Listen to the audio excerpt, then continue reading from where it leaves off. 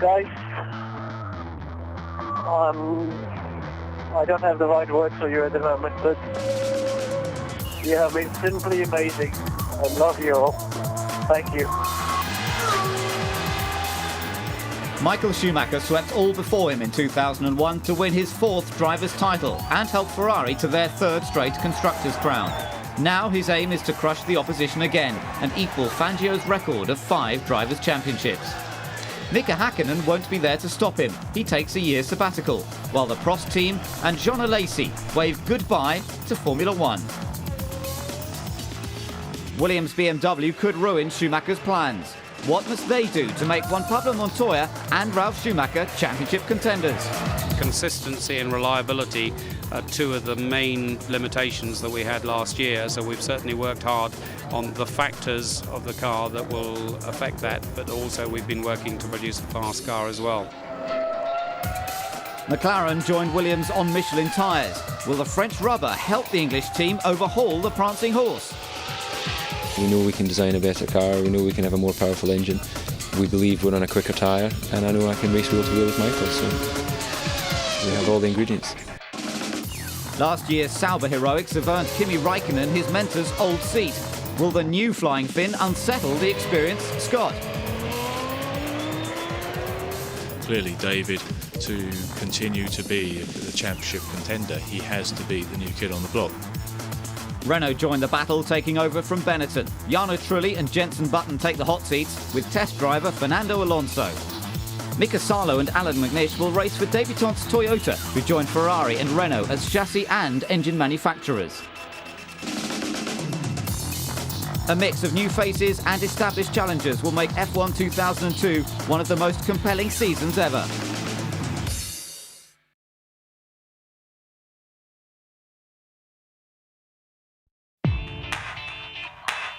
All the speculation stops here in Melbourne, Australia, the venue for round 1.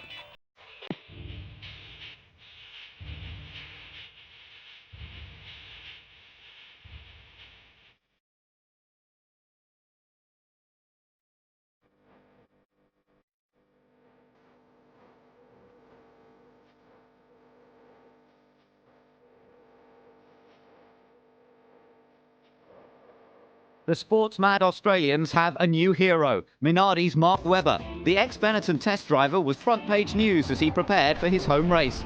Is he nervous on the eve of the biggest weekend of his career? Yeah, I'm looking forward to it actually. Can't wait to get there and get onto the circuit. Straight ahead, mate.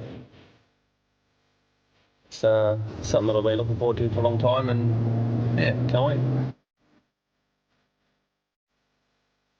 What does he hope to achieve? Once we get a few sessions under our belt, then we can work out what our realistic goals are going to be. So I want to compete as hard as possible this weekend and try and get to the end of the race, and that's going to be a good thing for our team. There's never been more attention showered on a Minardi driver before, but the easygoing Australian takes it all in his stride. He's joined by the usual suspects and some new faces as the atmosphere builds in the paddock.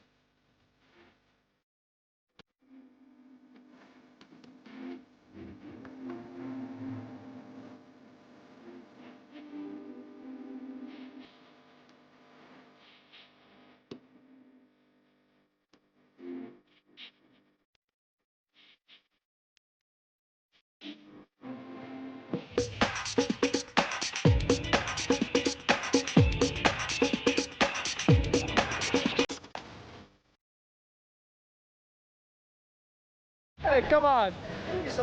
Ferrari aces Michael Schumacher and Rubens Barrichello will race last year's car. What prompted this unusual decision? You reach various stages with a new car where you have to say right stop because you've got to get the car ready for the first race. We reached the development of a couple of areas of the car where we didn't want to do that. We wanted to carry on.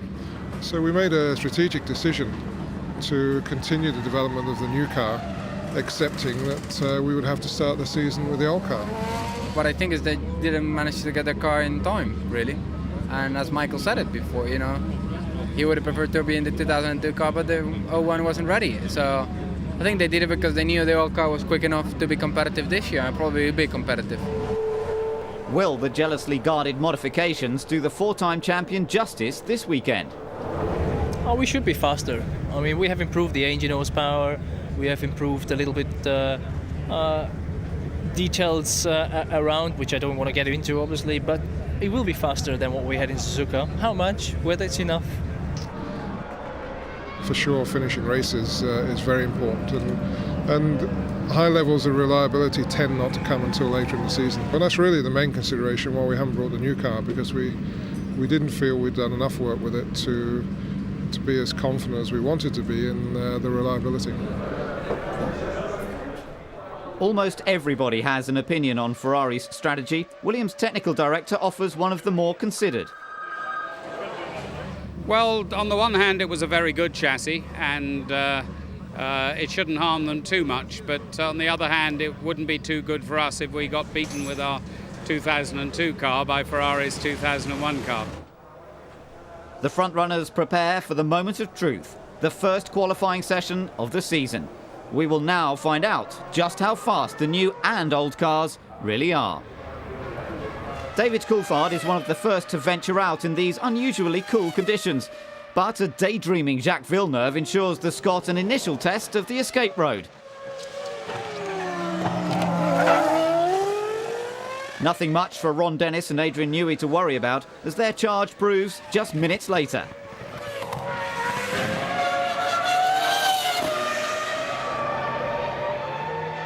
Coulthard snatches provisional pole, but the contenders are lining up. Ralf Schumacher lowers the target time, prompting Barrichello to make a move. His teammate is a step ahead and promptly outpaces his brother.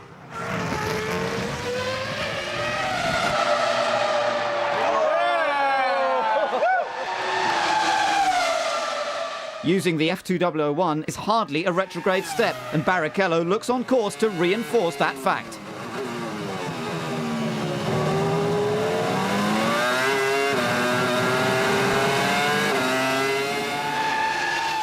Has Barrichello put one over his team leader? The oncoming rain should act as a guarantor. Juan Pablo Montoya could be stranded by the shower in a disappointing sixth position. Has he left it too late? No, it's coming down very heavy on the pit straight now, Juan. Really wet, thank you. Well, we can't control the weather, Juan. We've got to have a go at it, don't we? No, when it's still drizzling and you send me out when it's still drizzling, that's not playing the weather, you know. That's risking the car when we don't need to. Timing in a wet-dry session has never been a problem for Barrichello. All his poles have come in similar circumstances. But how will this result affect Ferrari's game plan? Rubens and yourself said earlier that you might sit down and have a discussion to plan tactics for tomorrow. Have you had that discussion yet? No, we're going to have a nice glass of wine or a bottle and then we see. Alcohol was kept to a minimum, but the drivers may be hungover on race tactics as the moment of truth is almost upon us. Unfortunately for Arrows, they get a depressing reality check even before it arrives. Electrical problems leave Frentzen and Bernoldi rooted to the grid as the rest of the field start the warm-up lap. They will now have to start the race from the back of the grid, the worst possible start for team boss Tom Walkinshaw. The other 20 starters have almost completed the lap, and it's by no means certain that either Arrows will manage that. Maybe they should have taken a leaf out of Ferrari's book. Will last year's model still reign supreme? Race director Charlie Whiting ends the speculation. However, it's the run to the first corner that will make the headlines.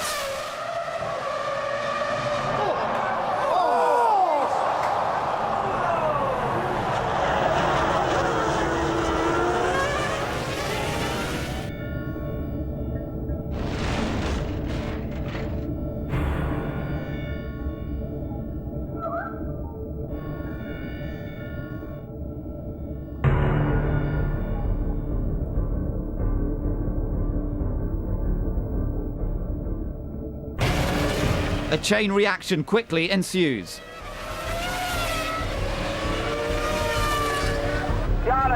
are you okay? Are you okay?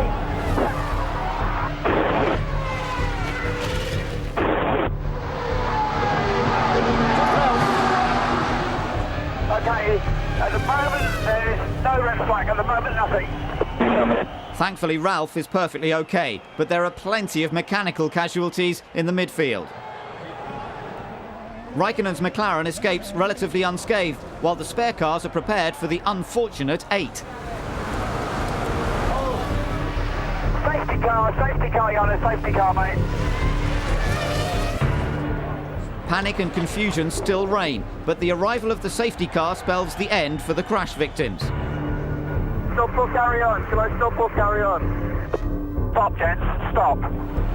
Button, Fisichella, Ralf Schumacher, Barrichello, both Saubers, Panis and McNish are out of the race. Now the post-mortems can begin.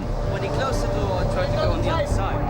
As the world's most expensive scrap heap is cleared away, there still appears to be confusion about the status of the race. While the bad news gets back to the garages, the pile-up instigators are ready to face the press.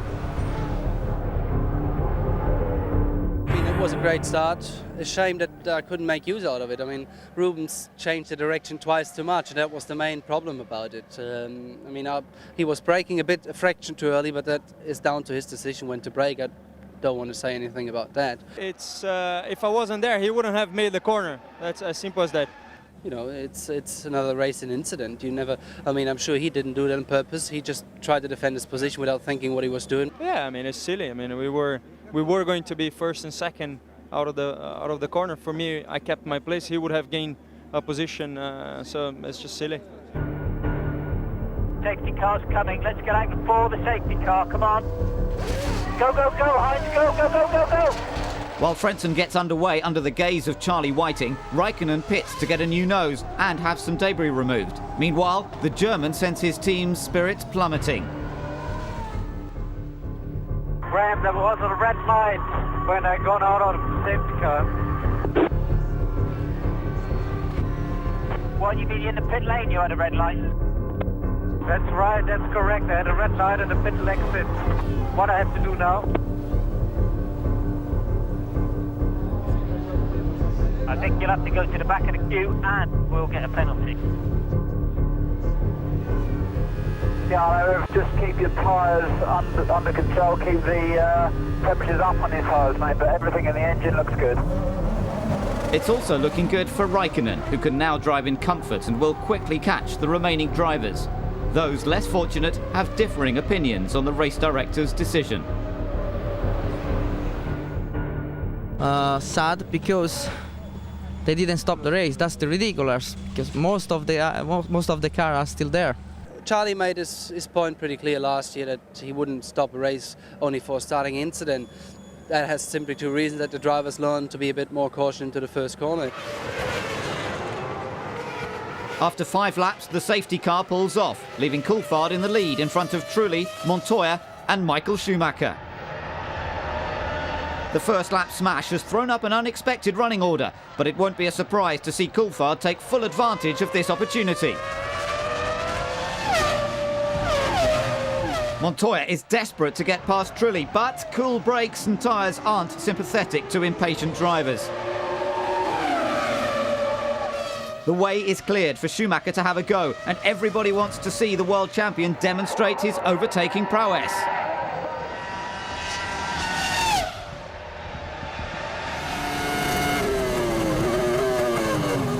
But Trulli's determined to prove he's not just a qualifying specialist. Further back, Raikkonen is making easy work of the midfield. Pedro de la Rosa's Jaguar relinquishes 7th place to the latest Flying Finn.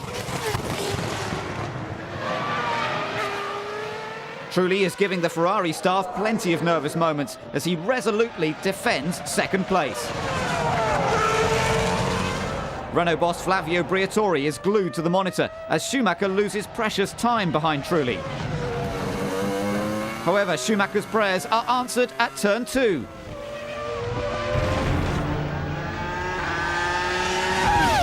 Oil from a terminally wounded car may have been the catalyst, but that won't make Trulli's predicament any easier to take. Coulthard's advantage is wiped out thanks to the arrival of the safety car. He prepares to start from scratch, but inexplicably leaves the track. Hopefully for the Scots' sake, there is a mechanical reason for that embarrassing slip-up. Montoya takes full advantage.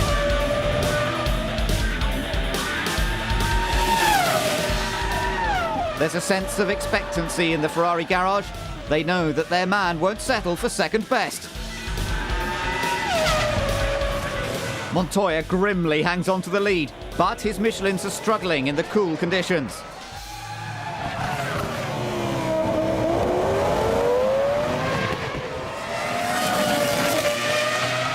The world champion is now perfectly placed and attacks around the outside. Montoya blocks the first move, but he's been set up. Once again, Schumacher lives up to his hype, while his fellow German's swift exit has come back to haunt him. Heinz, early afternoon, I'm afraid you've got the black flag for leaving the pit, the red light's on. Arrow's miserable race comes to a depressing conclusion when Bernoldi is also black flagged for using the spare car after the race start. Those new Cosworth V10s had no time to show their potential. In stark contrast, Minardi are on cloud 9. Coulthard's in trouble, and sixth place Webber is about to send his team and the home crowd into hysterics. Brace yourselves for a once-in-a-lifetime sight, a Minardi taking a position off a McLaren. Not wanting to take anything away from the Australian, but it's obvious that Coulthard's McLaren has a major problem. Team boss Ron Dennis resigns himself to the inevitable as the Scot is jammed in sixth and out of the race. This gear selection problem could explain his earlier off.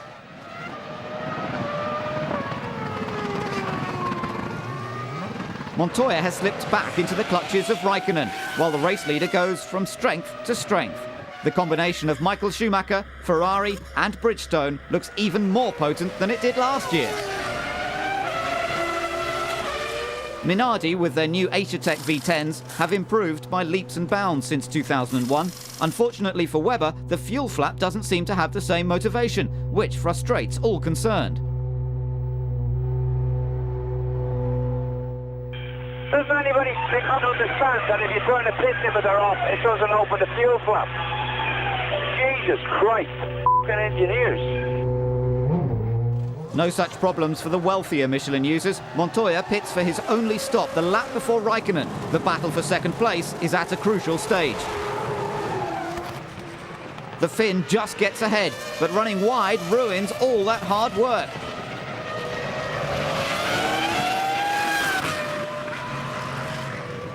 He may still be on for his first podium, but losing second place won't sit well with the ultra-competitive Finn. As far as Australia's concerned, there are only two cars in this race, as Webber defends fifth place from Mika Salo's Toyota. It's a dream debut for both Webber and Toyota. Both garages are anxious that neither driver takes a pointless risk. However, Webber has been reeled in and Salo is ready to pounce, but the pressure gets to the veteran and 2 championship points look to be heading to the Italian underdogs.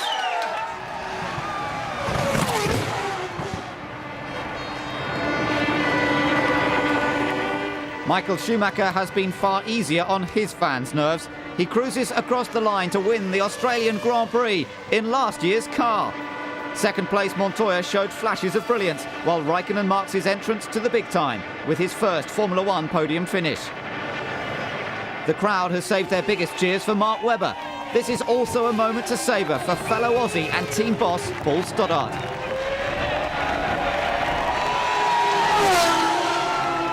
That's the team's best result for 8 years.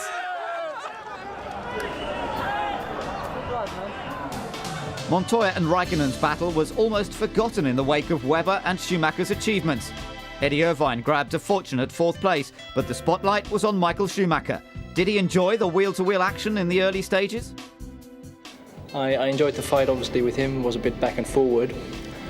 I think as well that the tyres played a little bit of a role in that. Initially I struggled to get the temperature in, where these guys seem to get faster on top of temperatures.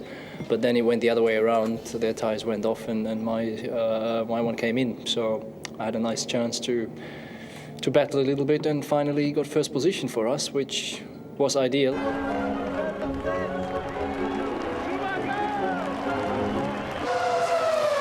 A single championship point was worth its weight in gold for Toyota, but it almost slipped through their fingers and sent the boss's heart rate rocketing.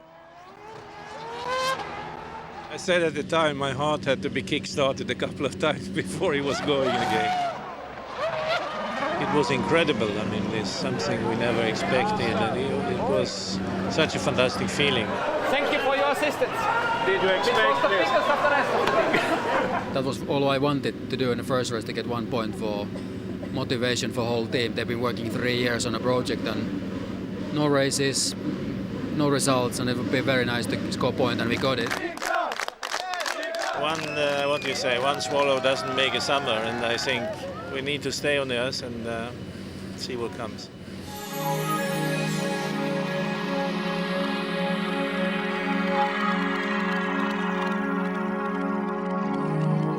Next on F1's agenda is a race in the stunning surroundings of Malaysia.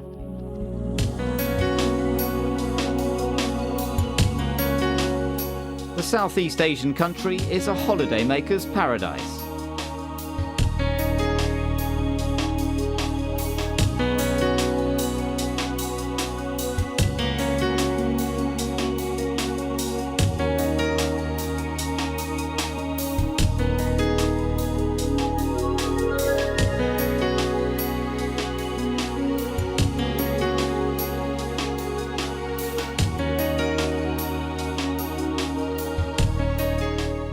But tourism is the last thing on the drivers' minds at the moment. The crippling heat and humidity surrounding the Sepang circuit make sure of that.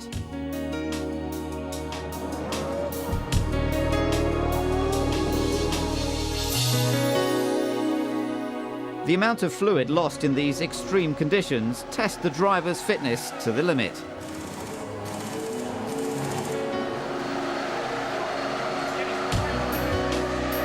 It's going to be pretty hard for everybody. I've been here for a couple of days and it just doesn't stop. The relentless heat also puts a great strain on the cars. The teams have a variety of solutions.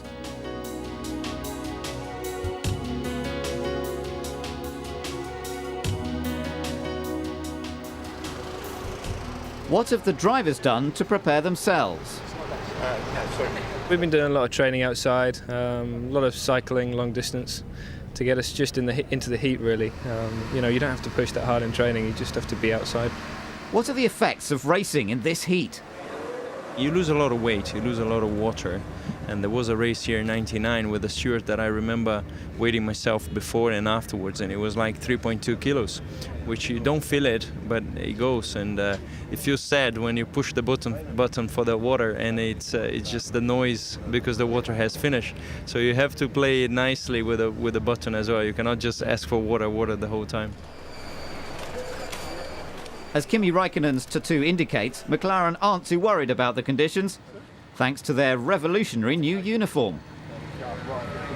Well, I think everybody's hot here, even if they were stood naked, which wouldn't be a pretty sight. We've spent 6 months with Boss investigating materials, and it's a sort of quasi-silk material which allows the guys to stay a lot cooler. And you know, they've got various combinations of underwear to accommodate the various temperature changes through the year. You know, the biggest difference I think I feel at the moment is these satin trousers with the fitted underpants is giving me an interesting time as I walk. I think it's this normal warped sense of humour. However, it was in short supply during Friday practice. The Scot had to push his McLaren back to the pits after it suffered an electrical fire.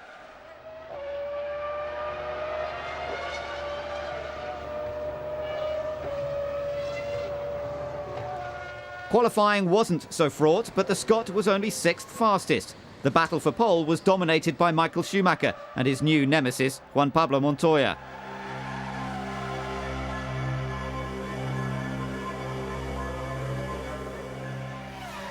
The world champion is the first to lay down the gauntlet.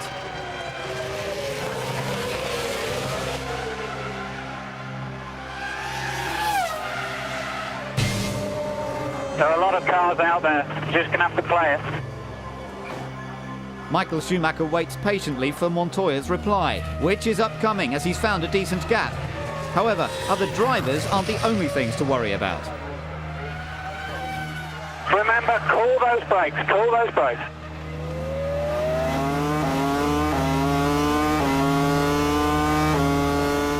Good lap, Wang, good lap. The German has one last attempt to snatch pole from Montoya, who has already played his trump card. Schumacher puts everything into his effort to maintain his 100% pole record in Malaysia, but is it good enough?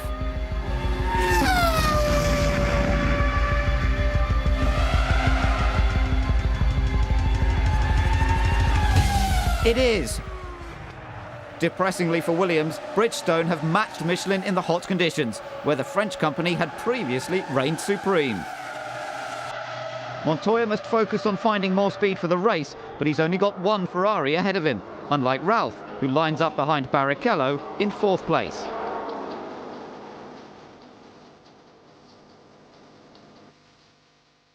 Kuala Lumpur comes alive during the night. Unfortunately, the drivers are oblivious to this, as they have to concentrate on the race.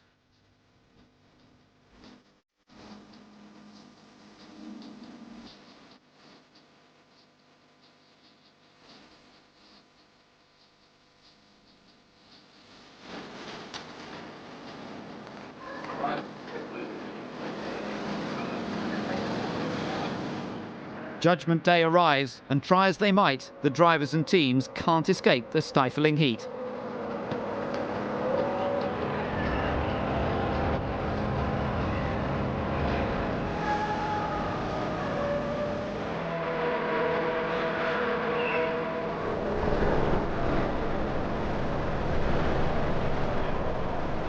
The crowd definitely has the right idea as the 22-car field sets off on the ironically titled warm-up lap.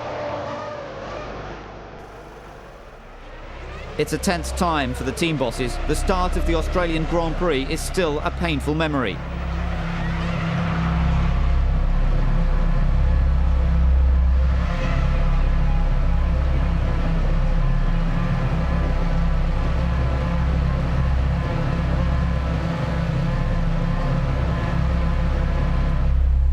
The last car is on the grid, Juan. The last car is on the grid.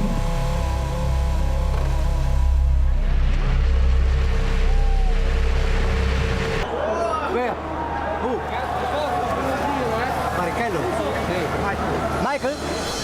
It's code red at Ferrari, and Arrows also have their work cut out. Via, via. Barrichello leads in the front row's absence, while a downforce deficit gives his verdict as Barrichello completes the first lap ahead of Ralf Schumacher and Raikkonen. Michael's race is now a damage limitation exercise. Launch control problems put Frentzen in a similar situation. Maranello's favourite son starts from scratch, eventually followed by his compatriot. How many times? Every time we go. Takuma Sato gives Eddie Jordan plenty to complain about. Okay, thank you. While Fisichella and his accidental assailant take an avoidable trip back to the pits, another race is about to be severely compromised. You have a drive-through penalty. Not a stop and go. Drive-through penalty. Why? Because of Michael, because of Michael. Williams make unenviable history. Montoya is F1's first recipient. Frustration also mounts in the McLaren camp. Coulthard will soon drop to 9th behind McNish and the recovering Montoya, thanks to an ailing Mercedes engine.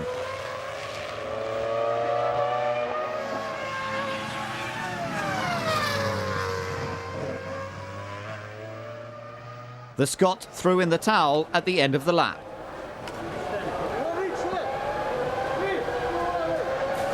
I was quite comfortable in behind Kimi because I felt I could go a lap longer at the pit stop, and that would give me the advantage I needed to jump him. But of course we don't get to find out if the car doesn't run. The F2001 has enough miles on the clock to reassure Barrichello.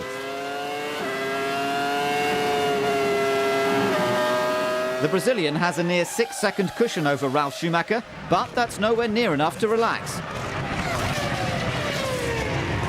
Heidfeld's temporarily in 4th, but he's hardly home and dry either. His stop drops him to 7th, but Peter Sauber smells championship points. Barrichello's pit crew will be hoping for more than that as he comes in for his first stop.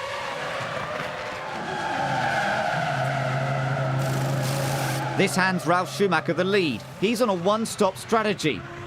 Barrichello gives chase, but he's now behind Raikkonen in 3rd. Bernoldi's time is up, just when he was on the verge of points. You didn't call me before. I had misfire doing all this lap, and now there's a shit. This is amazing, you know?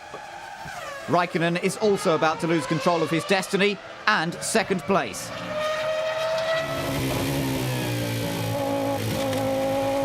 He's conveniently near the pits, but that doesn't ease the pain of the double Mercedes failure. Jenson Button is among the beneficiaries. You are P3, Raikkonen is out. Keep pushing, it's a good lap. Irvine comes back down to earth after his unexpected points haul in Australia. He's running 7th, but a botched attempt at lapping Alex Young puts a points finish out of the question. 4 laps later, a malfunctioning clutch ends the philosophical Ulsterman's race. I was coming in that lap or the next lap, so I had to push. He made it look like he was leaving me all the room in the world and then just chopped across. Maybe that's his line. I'll know in future. A 4th Grand Prix win is upcoming for Ralf Schumacher. A scrubbed set of Michelins and the heat may put it beyond doubt. Barrichello briefly took the lead, but has made his 2nd stop and has to give chase once again.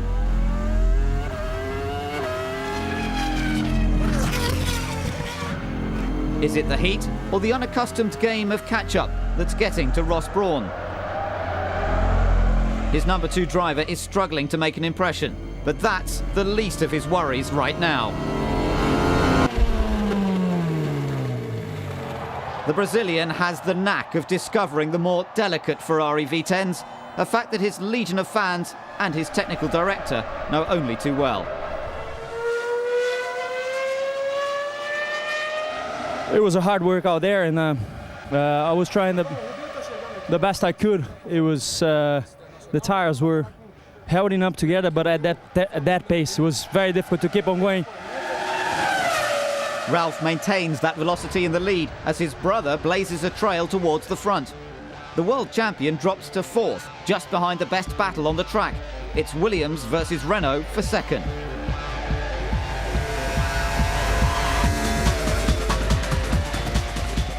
The Colombian attacks, but telegraphs a move down the inside. Button has the right line for turn 2, hangs on to 2nd, and keeps the troops entertained.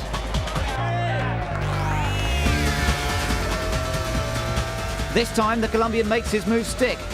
It's a no-lose situation for Pierre Dupasquier, but the Brit has lost this battle of the Michelin runners. Toyota are having a far more stressful time. Salo has just been in for a stop, leaving them ill-prepared for McNish. Used tyres are all that's left for his final stint, and all that will cost him points. Another Brit is also in trouble. Keep pushing, gents, keep pushing. Michael's closing. Michael is closing. A rear suspension fault will make pushing very difficult.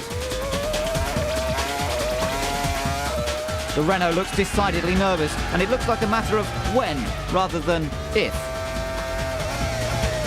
A cruel blow for the young Brit. His first podium finish will have to wait.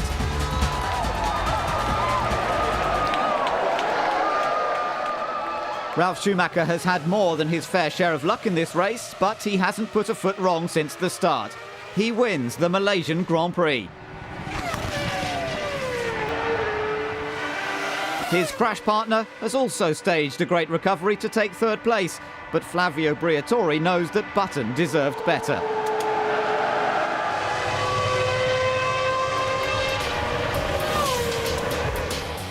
Ralf takes his 4th career win. Montoya is runner-up again, but 3rd place is enough for Michael to retain the championship lead. Sauber have pleased their Malaysian title sponsors with a double points finish. Ralf accepts the plaudits from his manager, Willy Weber.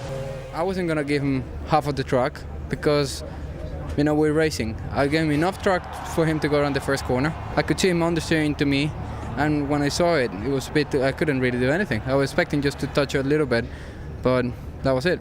Do you think maybe he was dealt with quite harshly today? Honestly, to be honest, yes, because I would think we have seen situations far more extreme where nothing has happened, and today a little touch, something was done. Does Ralf have any sympathy for his brother and Montoya? I felt sorry for both of them. At the same time, I was happy for myself. That's obvious, isn't it?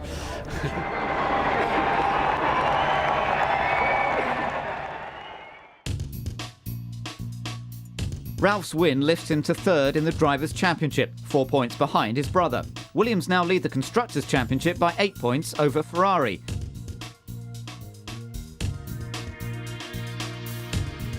Coulthard's second straight retirement put McLaren on the back foot. To make matters worse, neither his nor Raikkonen's Mercedes engines lasted the race. A lack of grunt and reliability is handicapping a good chassis, to the frustration of technical director Adrian Newey.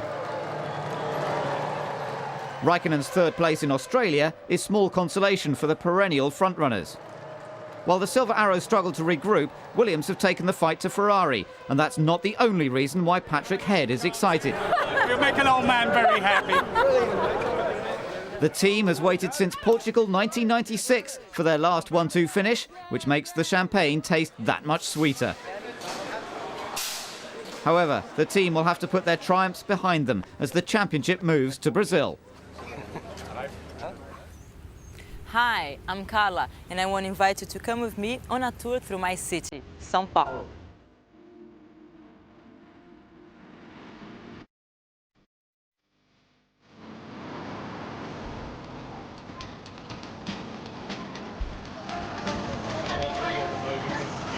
As you can see, everyone is very busy in São Paulo. This is the financial area, that's why it's so crowded. Every day, 4 million people pass to this area. This is one of the most popular drinks in Brazil, the coconut juice. This is the oldest building in São Paulo, which we called Schoolyard.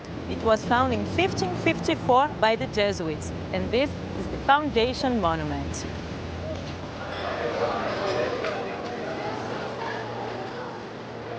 This is the Figueira Rubaiá restaurant. Figueira is the name of this street.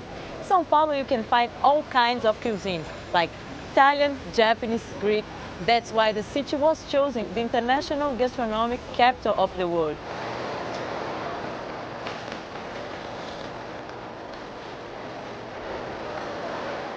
This is the municipal market. It's been here since 1933. But if you really like different fruits, this is the right place. Most of the people I know are a little bit afraid to come to Sao Paulo because they think it's too dangerous. What do you think about that? Don't come. I'm here. So enjoy.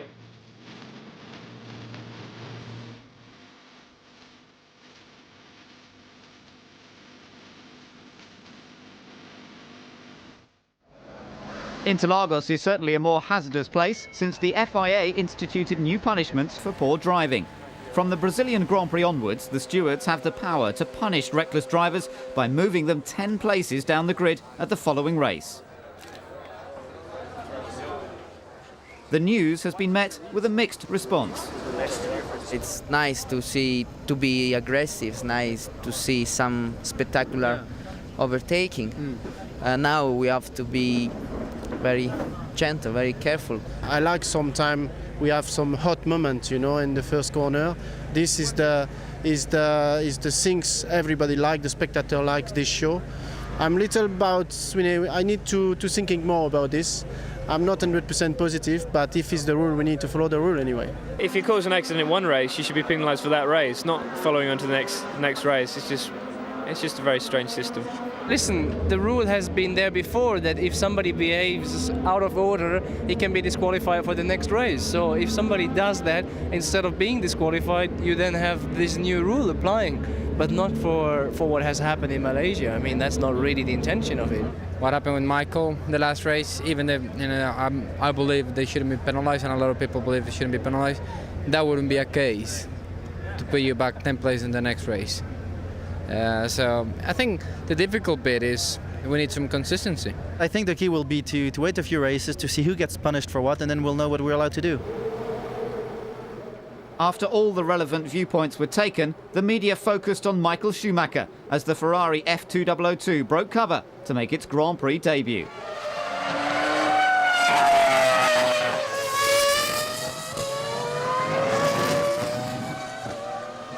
Maranello's latest model was only available for the world champion. Barrichello had to make do with the F2001, which is hardly past its drive-by date. The new car features revised aerodynamics to assist airflow to the rear wing. These could magically appear on other cars in the near future. The car has been extensively tested, but the unforgiving Interlagos circuit always catches out those who are trying to find their limits, even 4 times world champions. The F2002 didn't quite get off to a dream start. Qualifying saw Montoya and the other Michelin runners make major strides.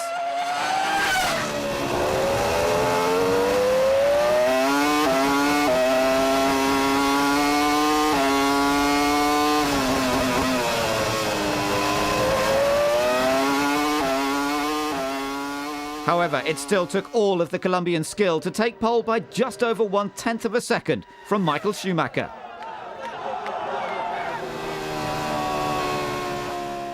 Ralf qualified 3rd, giving Williams a chance of their second straight 1-2.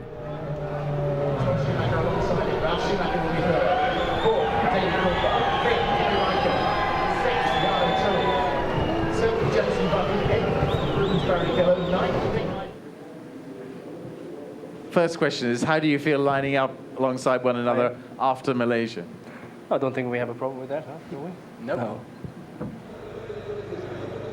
Nick Heidfeld was a major part of a bizarre incident during Sunday morning warm-up. Enrique Bernoldi crashed heavily at the Senna S. This brought out the red flags and the medical car. Normally, this would have made the area safe. What was the Sauber driver's version of events? I didn't see any yellow flags. And then also when I could have seen the car, I had the Ferrari in front, which took a bit of my view. And then just suddenly I had the car in front and I had nowhere to go. Nobody was in a tighter spot than the Brazilian. I thought that everybody saw that there was a safety car already on the track. But then when I just hear the car hitting the grass, I just look and the car just avoided me by this much. I said it's getting bad now, so I decided to run. He didn't fare much better in qualifying and lines up 21st, 9 places behind home race debutant Massa. Salo is back in the top 10, but he's nowhere near the centre of attention. All educated eyes are on the Ferrari F2002.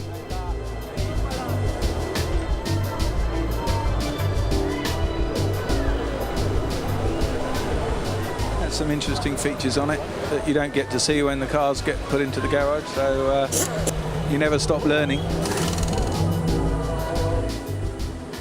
After everybody gets acquainted with Maranello's potential world beater, the attention shifts to Schumacher Montoya 3.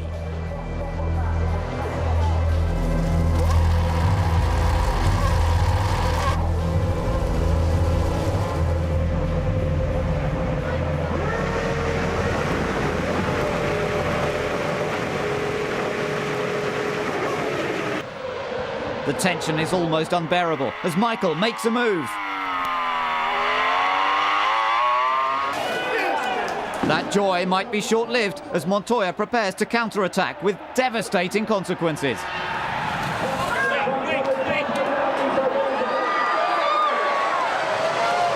Nose for Montoya, nose for Montoya.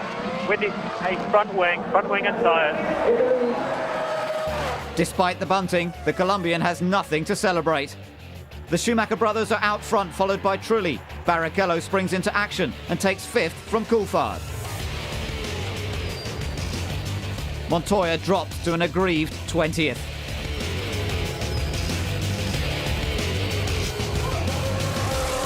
That's amazing.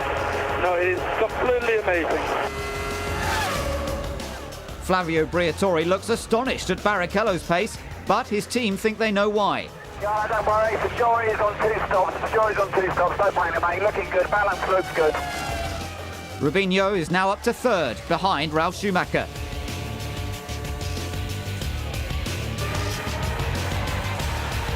He proves as easy an obstacle as the Renault. Meanwhile, Montoya is struggling to keep his mind on the job.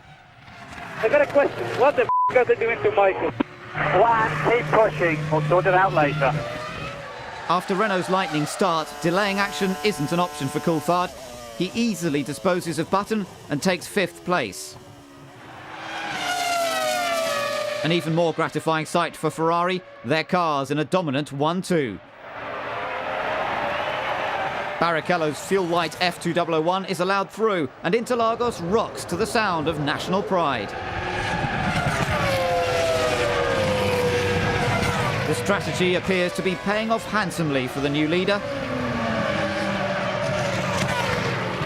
Until Barrichello's Brazilian Grand Prix jinx strikes yet again.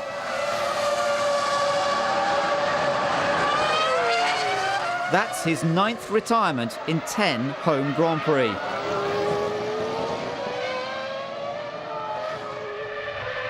It's almost as if a higher power doesn't want him to do well here. What was the reason this time? Some hydraulic pressure. I just lost it. No gears, no drive, nothing. I was just flat out, just driving flat out. That's all I could do.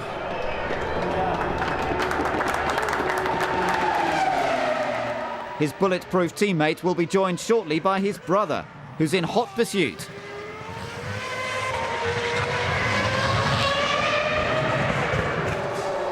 Simone Abdelnol looks on as her boyfriend seeks another Renault scalp. A dive down the inside at turn 1 is the standard attack, but Trulli handles that with ease and stays 3rd. Olivier Panis couldn't care less about the McLaren-Renault fight. Gearbox failure causes his 3rd consecutive retirement, while Bernoldi restarts after repairs to a broken track rod. News reaches Tom Walkinshaw that Frenson's Arrows has a similar problem. He quite rightly ends both their races for safety reasons. Pablo Montoya certainly didn't expect his son to be battling De La Rosa after qualifying. He eases into 9th, and his team believe he can go a lot further. Good job. You could make P3. Michael Schumacher pits at just over half distance, indicating that this is his only stop. Ralf inherits the lead. He's yet to stop and will do very well to stay there. Michael looks to have the advantage thanks to improved Bridgestones and Ross Brawn's tactics. He's about to lap Sarlo, who's getting closer to the points. Peter Sauber hasn't pulled a fast one on anybody in this race. His Brazilian charge is battling Webber for 13th. The Minardi has the inside line. Massa tries to squeeze him onto the grass and pays a heavy price. He may not get too much sympathy for his plight. McNish's race was stymied by debris from Montoya's accident, and locking the rear wheels puts it to bed.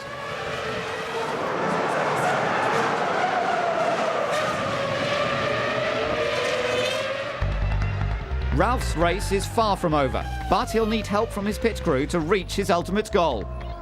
Pierre Dupasquier has seen Michelin's tyre advantage evaporate, leaving Ralf with it all to do as Michael retakes the lead. It's now time for Coulthard's crucial stop.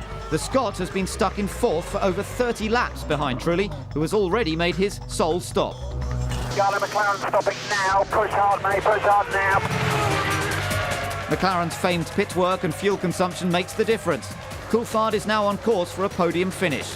The atmosphere is far better in the Williams garage as Ralf closes on his brother. You can use the boost limiter to get closer to it. Ralf needs a boost. He has precious little time left to make it 2 wins in a row.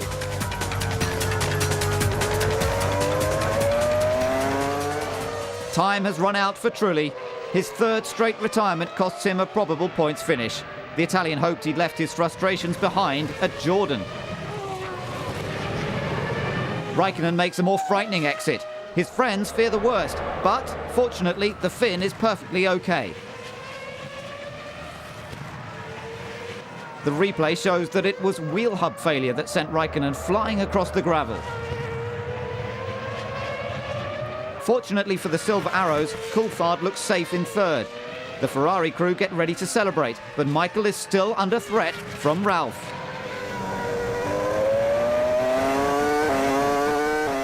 But Big Brother rarely makes mistakes under pressure.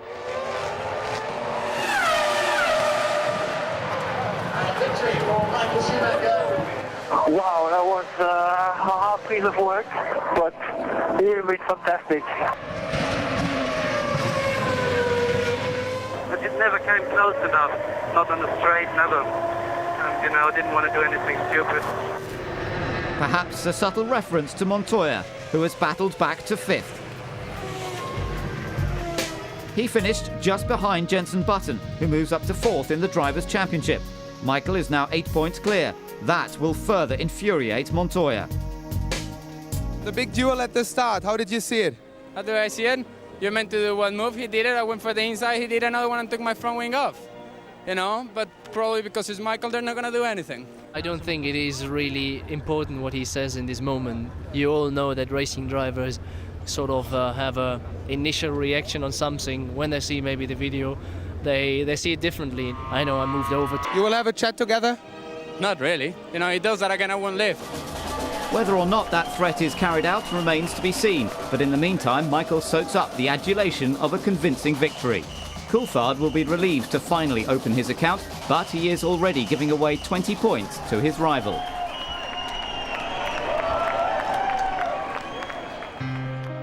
The schedule stays hectic as the teams travel to the 3rd continent in 4 races for the San Marino Grand Prix. The people of the Romagna region are immensely proud of their past, but like their local F1 team, they enjoy life in the fast lane.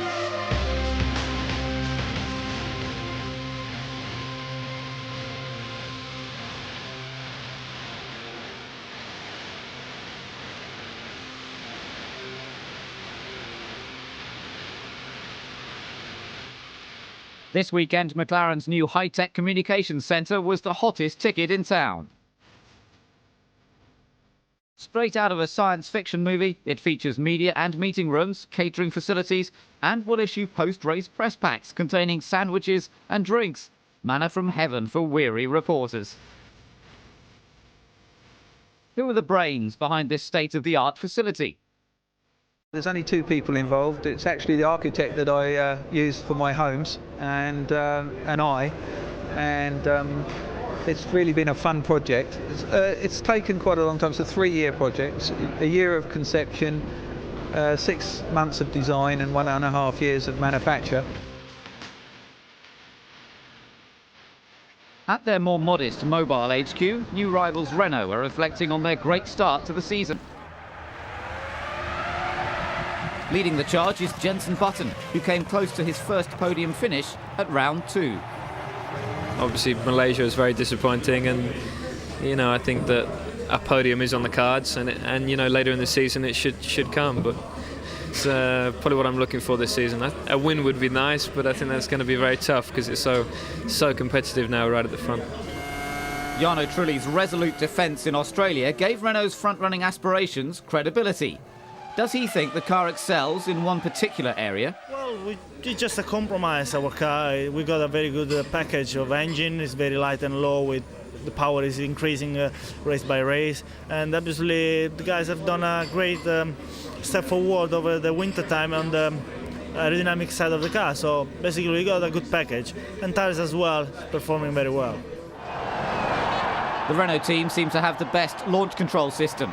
Is that one of the biggest advantages you can have in Formula One? having the best car and the best engine and best tyres is probably the biggest, plus point. But it does help us a lot, and I think... Fortunately for Button, Trulli coped better with the cool conditions to qualify 8th, 1 place ahead of his teammate. The session was dominated by Ferrari. Barrichello set provisional pole in his first competitive outing in the F2002. The Michelin runners struggled. Raikkonen's problems were typical. The practice sessions were washed out, leaving little time to acclimatise to a dry track. The Finn and his Scottish teammate will have to make do with the third row. Changeable conditions and a technical track proved too much for Alex Young, who failed to reach the 107% qualifying standard. In the dying seconds of the session, Michael Schumacher snatched pole from Barrichello, who had held on to it for half an hour, courtesy of Michael's T-car. Their own tyre test here in February gave them a huge advantage.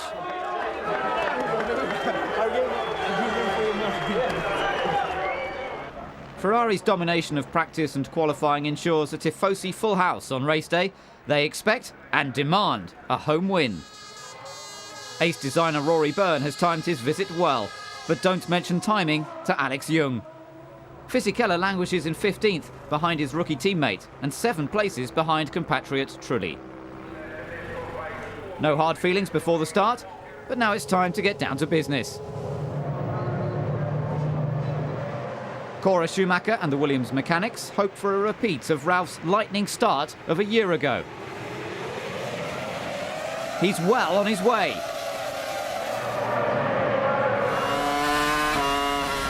Montoya tries a hopeful lunge down the inside of Barrichello as Ralf slots in behind his brother. And that'll do fine for Cora. McNish is far from satisfied. He lost drives seconds after the start and is forced out of the race. This is Toyota's first mechanically induced retirement. At the front, Michael Schumacher leads from Ralf, Barrichello and Montoya. Raikkonen spots a gap at Tamburello and demotes his teammate to 6th. Sato loses many more places thanks to a gearbox problem. That stall leads to the resetting of the electrics. And a successful exit. The latest Ferrari is still running smoothly, and the world champion is swiftly extending his lead. His brother is doing a great job keeping Barrichello behind him.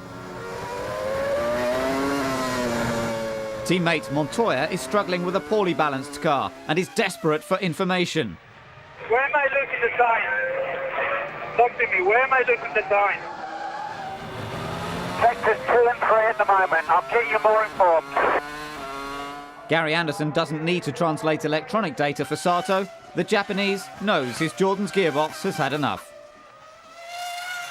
Heidfeld is bereft of information due to a radio problem. This is the German's 3rd visit to the pits within 3 laps after mistakenly thinking his team had called him in. At least Sauber have still got 2 cars running, unlike Jordan. A loss of hydraulic pressure makes it 3 retirements in 4 races for Fisichella.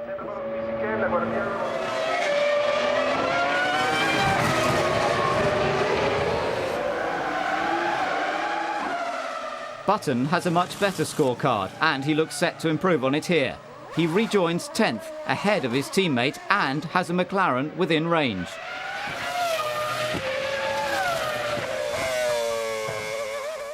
Keep pushing, gents. You can jump cool fast. Villeneuve isn't short on encouragement either. As soon as Alistair turns the lollipop, you've got to make sure it's in gear. Come on. Come on, come on, come on. He rejoins in 10th, but will need plenty of good fortune to pick up BAR's first points. There's precious little fortune for Toyota as Sala retires with a gearbox problem. Eddie Irvine moves over to let Ralf Schumacher through, but isn't so obliging to Barrichello. Ross Brawn keeps his thoughts to himself, unlike Ferrari's number 2. The Italians had the last laugh when De La Rosa's Jaguar succumbed to drive shaft failure. The Spaniard didn't seem too bothered though. I think it's always better to retire when you are out of the points and with no chance than when you are. So 3 finishes, this was about to happen. It's crunch time at the front. Michael and Ralf have stopped and Barrichello leads. He won't stay there, but his mechanics could hand him second.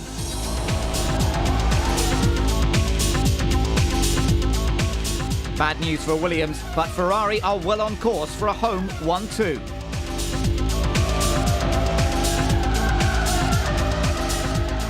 Coulthard is in from 5th, but Renault's prophecy is now reality.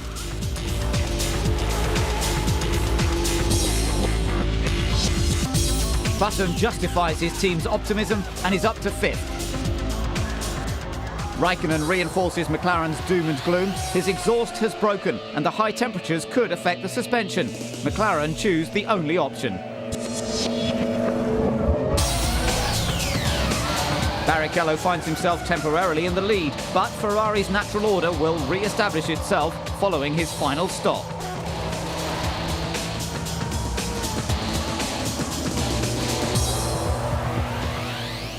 Coulthard's last stop arrives minus a tyre change. It's his only chance to catch Button.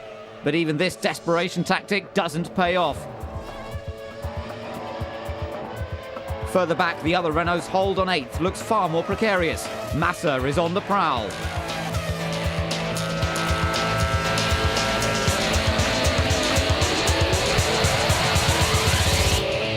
His daring move down the inside at Ravazza produces magnificent results.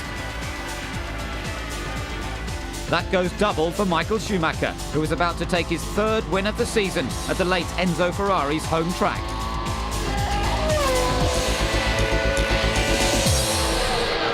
Fifth place Button has also given Renault reason to party. Fantastic drive, you're one place ahead of DC. Nice job. Well done, James Strong, well done. Cheers, boys. Nice one. Yeah, baby. It's good for the morale of the team, it's good for everybody. You know, finishing the race with both cars is the first time. And we take a point to McLaren is very good motivation for my people. Schumacher nearly always delivers the goods, but credit must also go to Rory Byrne and to Barrichello for his and Michael's 7th 1-2. In fact, it's the 20th anniversary of the Prancing Horses' last 1-2 at Imola. Both Williams could do nothing to halt their progress, while Coulthard finished a lap down to claim the last championship point. For once, Barrichello is centre of attention. In a way, right now I'm so happy because I had not finished the first 3 races, so it's the start of my season. It could also be the start of another period of Ferrari supremacy and one long party for the Tifosi and their heroes. What can you say? I'm certainly delighted. I look.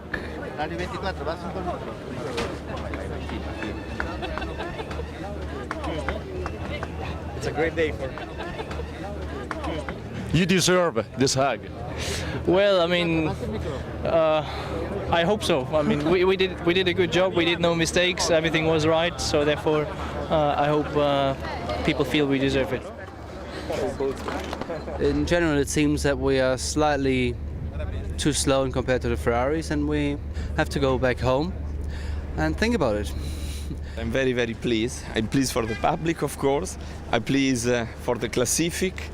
And I'm pleased for the drivers because particularly Barrichello, his second place after such a good qualifying is very, very important. The best antidote to a wet weekend is some Catalan sunshine. Viva Barcelona!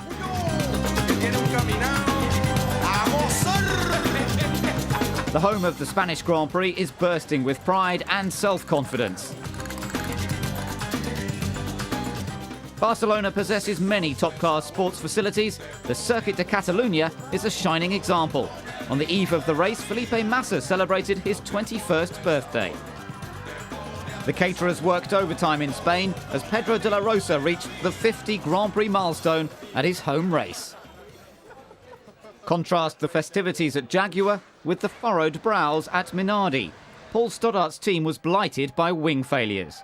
Mark Webber was first to suffer during Friday practice.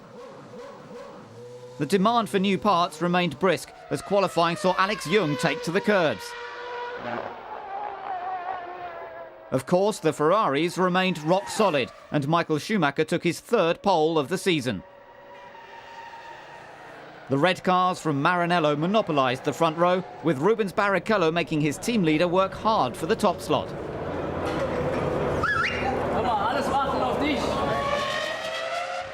The Minardis were having a hard time just staying on the track. Sunday warm-up saw Webber suffer the killer blow.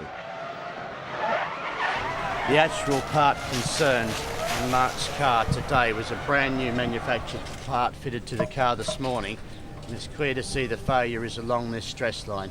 Now, although we have other brand new rear wings here, and although we have another earlier design of rear wing that does not incorporate those rivets, we feel, although we're confident we could have run this afternoon very safely, that given the circumstances it would have been irresponsible to do so until we've had time to take these parts back to the factory and to totally analyse every aspect of this failure and prepare fully for the Austrian race in 2 weeks' time.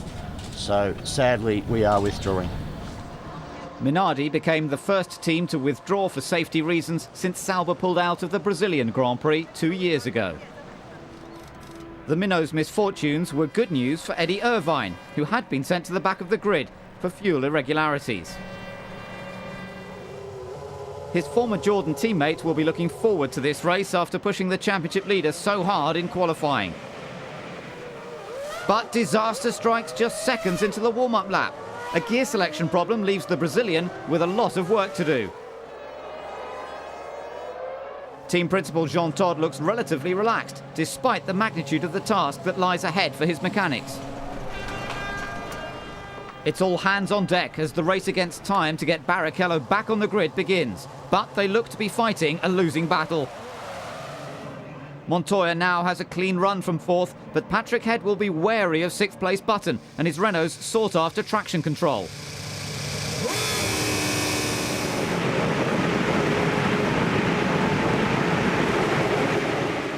The Schumacher brothers get away well. Button is immediately on the back of Montoya, but the Colombian breaks the toe, and now Raikkonen is right with the Brit.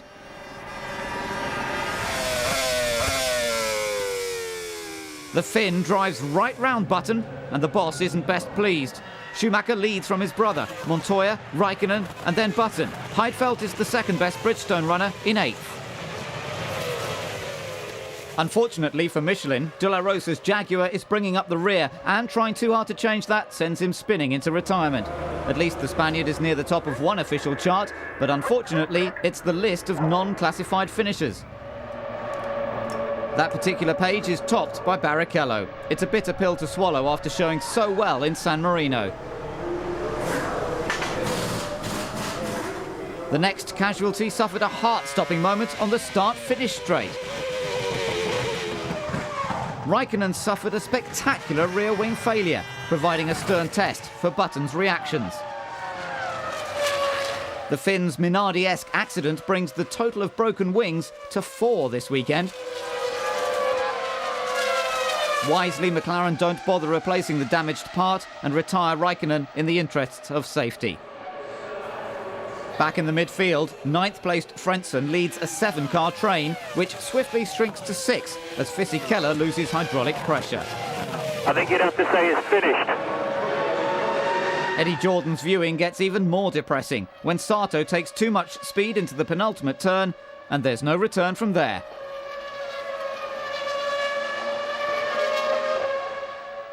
From a rookie finding his limits, we go to a 4-time world champion who is lapping around a second quicker than the competition. Compatriot Frentzen is now 7th and right in the thick of the action. Massa stays ahead, and the German needs to focus on keeping Panis behind him. The Frenchman has already stopped, and slick BAR pit work has helped him into 9th. Sir Frank Williams looks justifiably concerned as his drivers are on the verge of battling for second.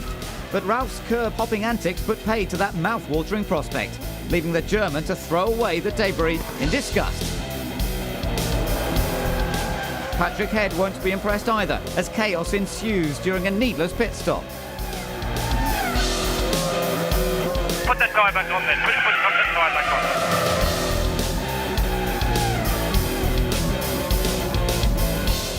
Ralph's impromptu stop drops him to 13th. 10 places further ahead, the Battle of the Brits is hotting up.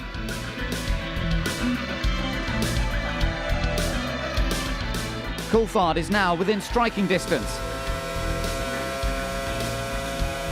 The McLaren Mercedes easily outdrags the Renault into turn 1, nudges it out of the way and takes third. Gentlemen, let Jarno so past you. Let Jarno so past you, please. A hydraulic problem leaves Button dangerously vulnerable. Ralph's troubles are also ongoing. This is the second new nose in the space of 12 laps. We're now into the second round of stops. Can the Renault mechanics help fifth place Button keep Heidfeld at bay?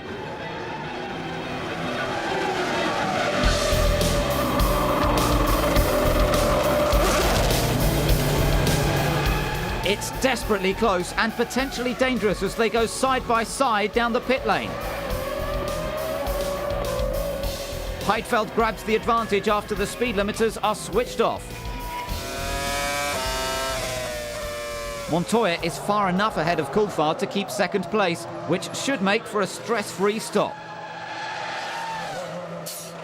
The Colombian is given the all-clear, but too soon. The fuel hose is still connected, and the lollipop man is in the wrong place at the wrong time.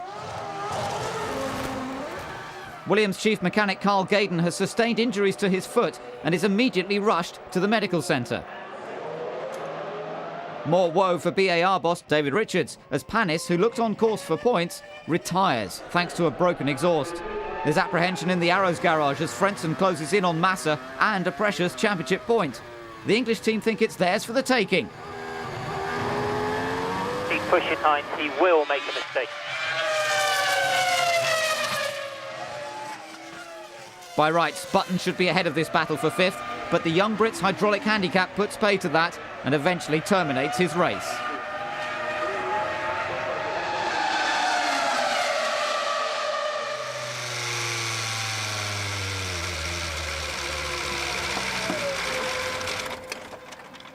Engine failure also takes care of his teammate. Ferrari have had their share of technical problems, but they rarely affect the four-time world champion during the race. Michael Schumacher wins the Spanish Grand Prix, one of his easiest victories. Heidfeld finishes fourth, his best result of the season. And Frentzen earns Arrow's first point of 2002. Nice steering, Heinz. Thank you very much. Hey, congratulations. I saw Ralf Schumacher stopping on the track. Yeah, Ralf, he stopped. No, he was behind you, mate. Ralph's depressing race goes out with a bang. Michael offers little brother a lift, but Ralf declines a ride on the victory taxi.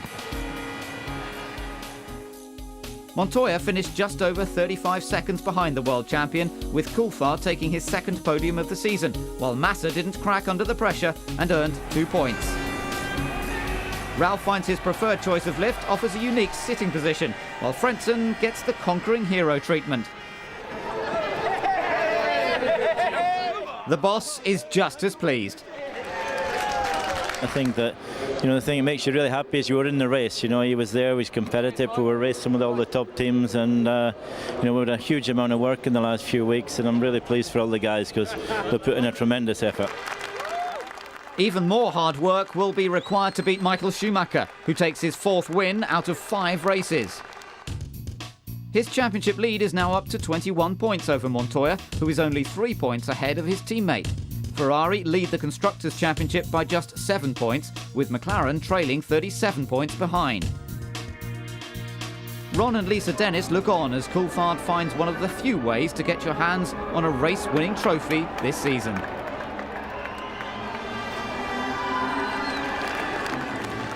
It's time to leave behind the sun-kissed Mediterranean and move into the peaceful surroundings of Austria's Styrian Mountains.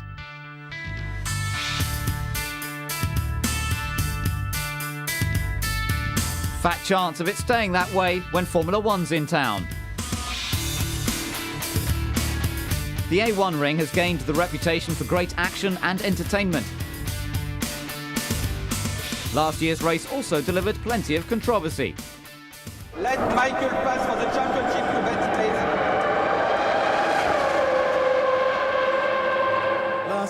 you were understandably upset having to pull over and let Michael pass for second. How would you feel if on Sunday you were asked to pull over when you were in the lead for Michael so that he could at least win the Austrian Grand Prix for the first time? I don't like to read too much into the future. We wait until Sunday and then we see what's going to happen. I mean, it's no... If in life we get worried about too many things, we're burning energy and it's not worth. So let's wait until Sunday and see. Underneath that hat is the new colour hair. Why? Well, it was simply an accident and the only way out, but it's going to be changed soon. What do you mean? You picked up your wife's hair bottle or something, did you? Thought it was shampoo. No, it was simply the hair cutter. I don't want to use the word, but made a mistake.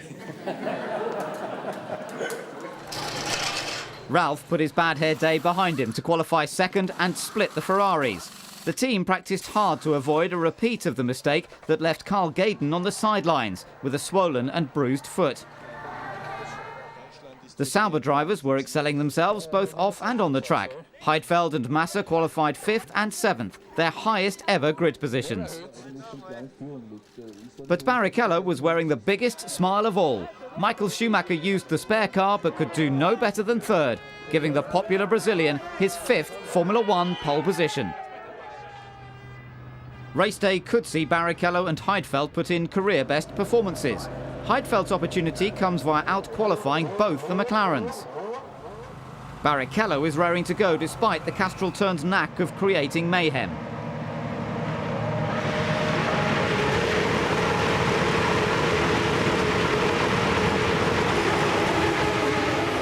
Both Ferraris make good starts and Michael is immediately alongside Ralf. Montoya gets swamped by Heidfeld and Raikkonen and decides that discretion is the best weapon. Raikkonen is too aggressive and Massa's mechanics may have to pick up the pieces. The Ferraris take advantage of the chaos behind and there's yet more action. As Heidfeld outbrakes Ralf for 3rd, Montoya climbs to 5th and Villeneuve uses Frentzen as a means to an end. Villeneuve's robust tactics give Craig Pollock cause for concern, but he emerges undamaged to hunt down his next victim. 13th place Trulli's Renault presents no problems to the Canadian's lightly fuelled BAR. Even Raikkonen's barbecued Mercedes engine doesn't slow him down. The Finn's 4th retirement is in stark contrast to the serene progress of the Ferraris. Massa's race has been full of incidents. His rear suspension is testament to that. It's game over for the rookie. Villeneuve looks unstoppable. Despite a horsepower deficit, Salo's Toyota is demoted to 8th. The Finnish veteran is no easy picking though, and will be hard to resist on the run down to the Remus curve.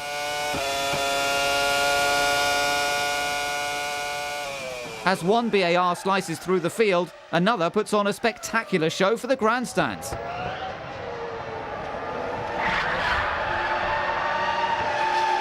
Yet another engine failure for the cursed Frenchman leaves a hazard in the middle of the start-finish straight. Unsurprisingly, this prompts an appearance by the safety car. Ferrari are quick on the uptake, and Barrichello arrives for his first of 2 stops. Michael Schumacher forms a queue as Maranello's finest save their drivers valuable time. Ross Brawn and Jean Todt turn their attention to Barrichello, who has retained his lead.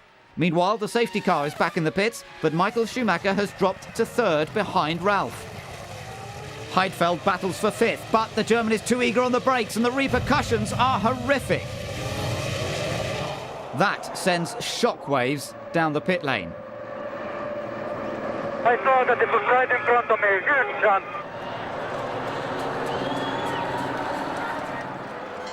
Your right tax. Your right tax. Sato's non-reaction prolongs the agony, while Heidfeld is safely evacuated. The replay illustrates what a lucky escape Montoya had.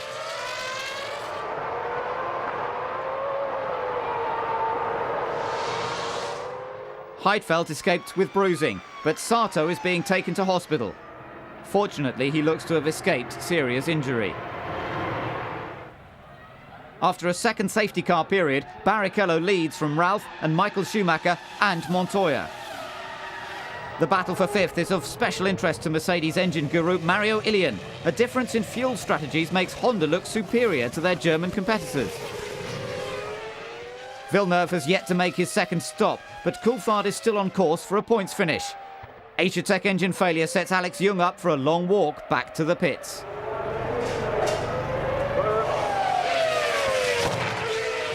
Coulthard's race is compromised by oil, gift-wrapping 6th place for Fisichella. 3 places further up the order, Montoya comes in for his sole stop. He'll lose out to Villeneuve, but could emerge ahead of his teammate. Montoya exits in 4th, but Ralf is within striking distance. His brother makes his second visit to the pits. He currently leads, but Barrichello has made his final stop and regains P1. Villeneuve's second stop sees him outside the points, but another fiery Honda cremation sends the Canadian running for cover. Events of a more covert nature are unfolding on the Ferrari pit wall. Barrichello's new Ferrari contract is about to be put to the test.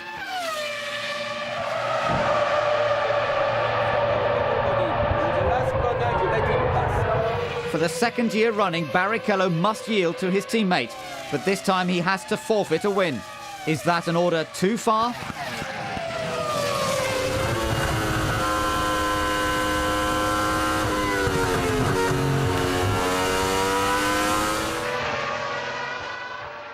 Rubens conceals the plan for as long as possible, to the utter disgust of the Austrian fans.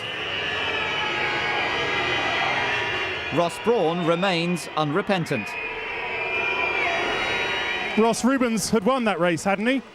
Oh yes, Rubens won the race today, but in the interest of Ferrari and the Drivers' Championship, we've made the decision. We were telling Michael not to push, we were telling Rubens not to push. We were watching everything, so you can't call that a race. The ferocity of the crowd's reaction stuns Schumacher and Barrichello. Many will ask why Barrichello didn't ignore Jean Todt's orders. What should I do? I have on the contract that I have to obey others as much as Michael. He has on the same clause. So if I disobey right now, I just beginning of my 2.5 years of contract. So people would ask me, so why don't you go back to a team that you top? Maybe they want to give a car for me to win. Schumacher's most controversial victory overshadows a great race. Montoya takes his 4th podium of the season, while Fisichella earns Jordan's first points of 2002.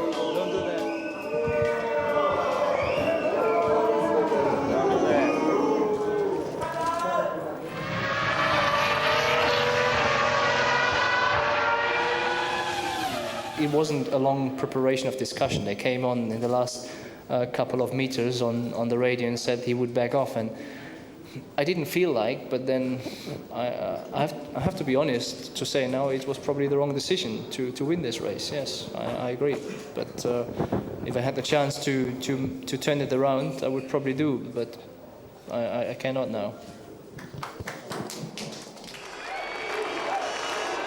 Under pressure from the thousands of Austrian fans, Schumacher does what he feels is the right thing, but that will only get him into trouble with the FIA. What could have been a perfect weekend for Barrichello has ended with crowd hostility and an intense media grilling. The recriminations are sure to follow Ferrari to Monte Carlo.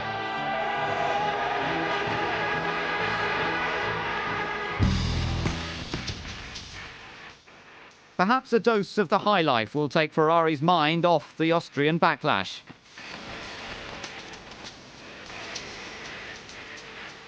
For sheer decadence, nothing beats Monte Carlo. You can practically taste the excess.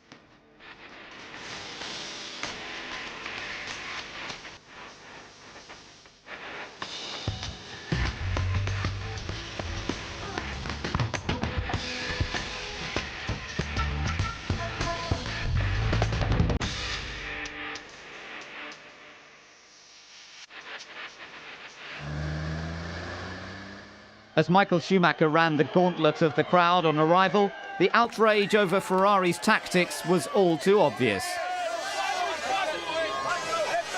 Barrichello got a far better reception, but the controversy over the Austrian Grand Prix and its podium ceremony refuses to die down.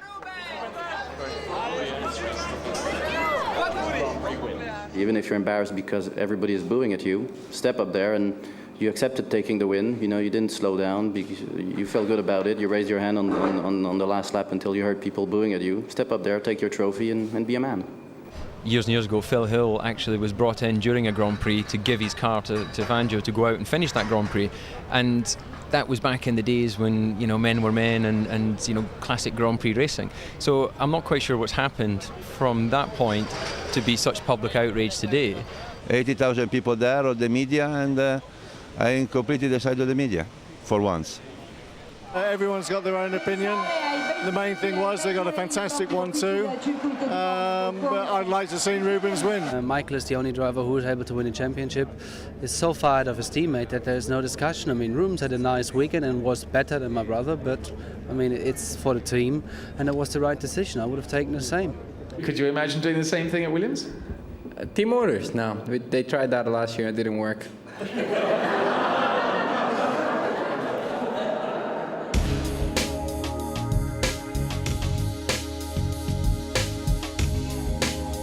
McLaren are hoping their latest innovation will be far more productive. The new front wishbone arrangement gives a tighter turning circle, ideal for a twisty street circuit like Monaco. The new system really comes into its own at the circuit's trademark first and second gear hairpins. Removing a small section from the wishbone helps the McLaren achieve the desired effect.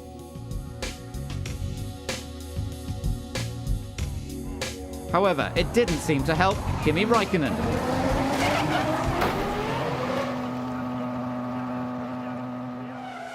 That off at La Rascasse during practice wasn't the end of the young Finn's misfortunes.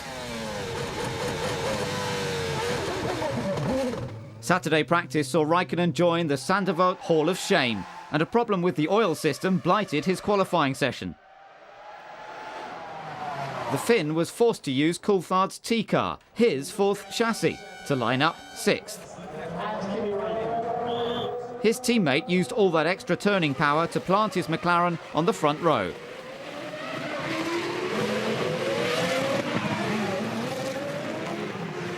Michael Schumacher was also in the hunt for pole, but his Bridgestones didn't match the Michelins on the twists and turns of Monte Carlo.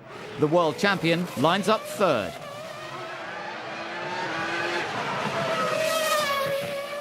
Montoya's Michelins were on song, and together with a breathtaking effort in the dying seconds, he pulled off one of the best laps ever seen in the Principality. That's his second pole of the season, and it's Formula One's most sought after.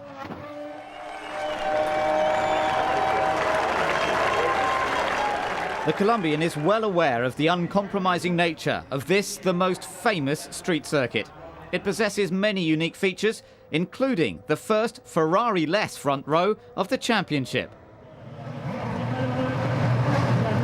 Here, perhaps more than anywhere else, the start can make or break a race.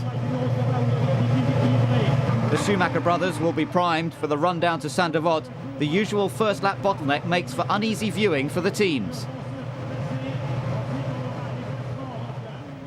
Can Coulthard capitalise on the pressure Montoya must be under?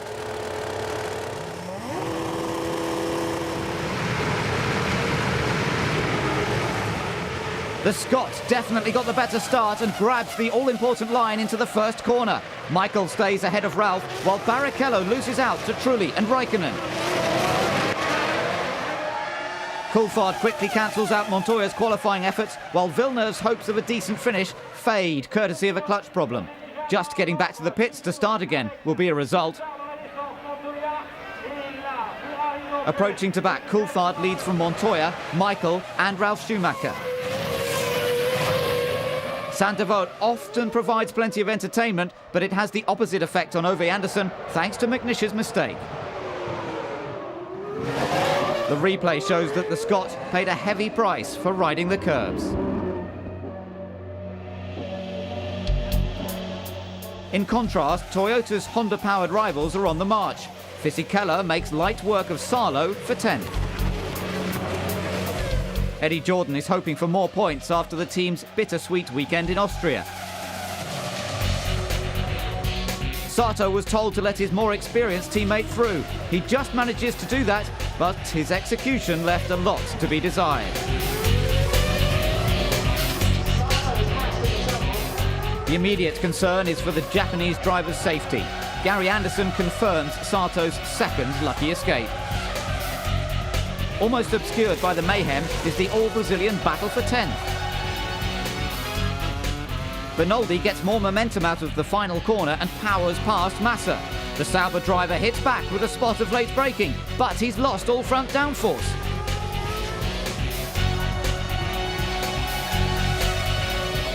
Bernoldi rejoins in 16th, while Massa will be lucky to get away with just an earful from his team. Michael Schumacher is swift and error-free as he closes on Montoya. Are the Colombian's Michelins going through a lean spell? It could get much worse for Coulthard. Ron Dennis won't like the look of that smoke, but it doesn't seem to be slowing the Scot.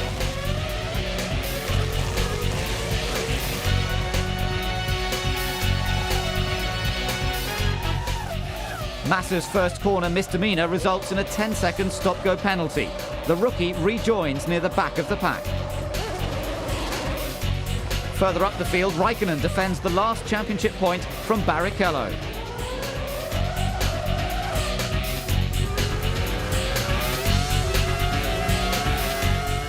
The Ferrari number 2 is in position to pounce. He desperately wants to redeem himself after his poor start. But breaking too late into the Nouvelle chicane ends his fight back. Jean Todt remains impassive as the innocent victim lets Barrichello know what he thought of that manoeuvre. Ferrari mobilised the troops for a nose cone change as Raikkonen's McLaren is also in need of attention. The true extent of the damage to these two cars has yet to be seen.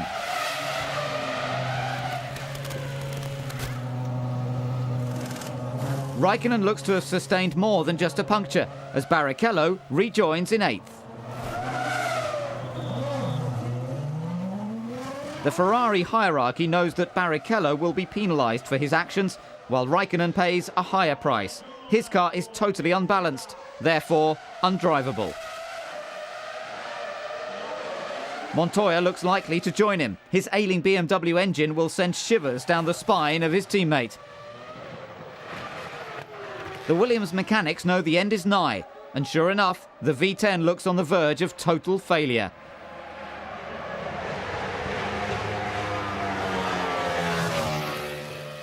Patrick Head is anxious to make sure measures have been taken to prevent this from happening to third-placed Ralf Schumacher. As one major contender disappears, the race leader comes in for his first stop. Michael Schumacher is now the main threat to Coulthard's second Monaco victory. Under the watchful eye of his boss, Coulthard exits the pits around a second ahead. Schumacher has already stopped, so now it's a sprint to the finish.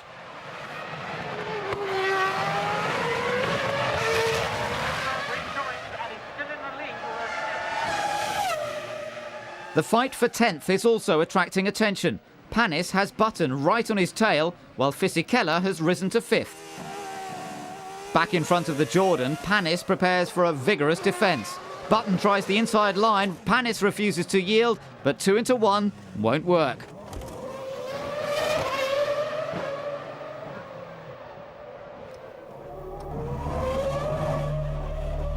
However, that incident was child's play compared to Massa's solo effort.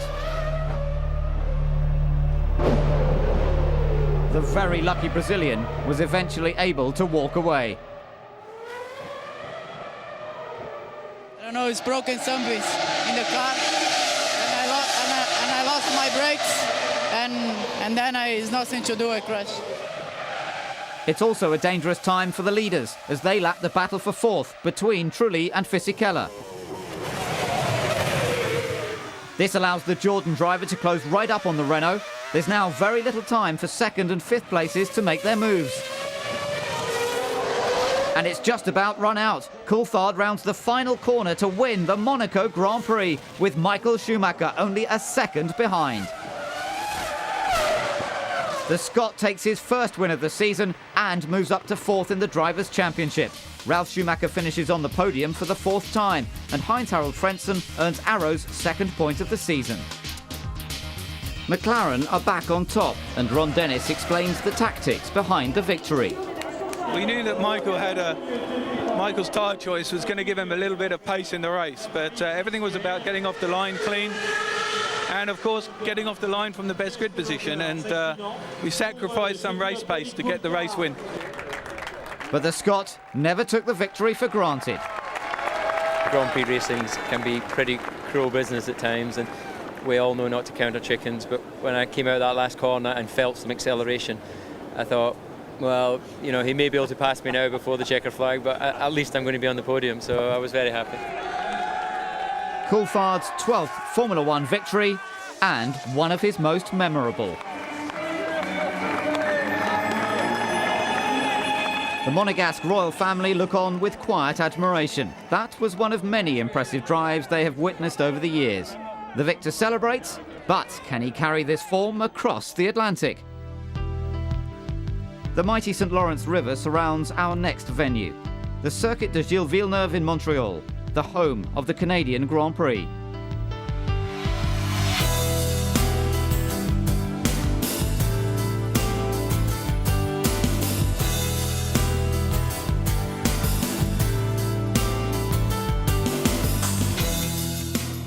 David Coulthard arrives in Canada on a high. Was his Monaco Grand Prix victory his greatest ever? Well, I think that any win, first of all, a driver will take as being a great achievement, but I think that Monaco is recognised as being challenging, because if you make a mistake there, of course, you're going to hit a barrier. You don't tend to, on a track like that, string a lap together by chance, by getting lucky, you know, maybe getting sideways and getting away with it, as you could do on other tracks. There you have to be really tidy. In contrast, the Jaguar boys are struggling. We've no chance with this car, we've no chance, we're wasting our time really. We know that, but we're coming to the races and we've got the new car or the new package coming for Silverstone, and then it's, you know, we'll see where we are then, but until then there's nothing to do. The Ulsterman's qualifying session wasn't a total waste of time. He managed to drag the ailing Big Cat into 14th position. Things are looking up at BAR. Technical Director Jeff Willis' new aerodynamic package sees Panis up to 11th. Hometown hero Jacques Villeneuve cracks the top 10.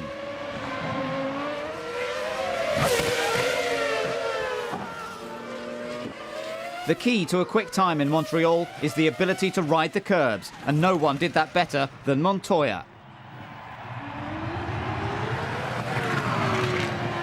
The onset of rain ensured the Colombian secured his third pole of the season.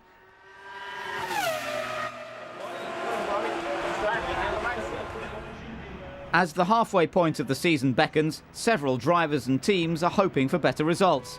Eddie Jordan will be particularly keen for Sato to keep it on track. But as Montoya and Ron Dennis know, that's only half the battle here. From now to the end of the race is all about strategy and trying to second guess the competition, the use of the safety car. This has happened 8 times in the last 5 years. Can we get a result? Yes. Can we win? Probably not.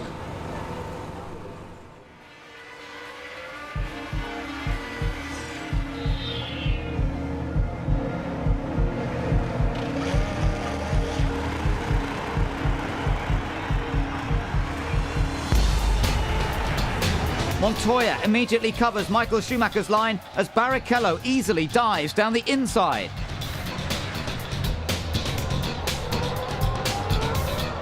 Raikkonen and Ralf squabble over 4th, and Norbert Haug tells us where his charge ends up.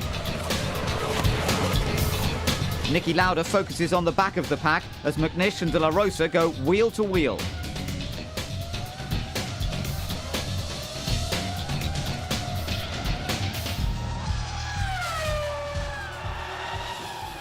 Montoya is well aware of Barrichello's presence as the Brazilian executes a less comfortable version of his earlier move to take the lead. The leading pair are on 2-stop strategies. It would be safe to assume the world champion is doing the same. The McLaren mechanics will be equally encouraged by the speed of Raikkonen as he holds fourth ahead of Ralf Schumacher. A repeat of the German's win here last year looks increasingly unlikely. You could also get long odds on a trouble-free Canadian Grand Prix for Villeneuve. His 5th retirement in 7 attempts is caused by a Honda engine malfunction.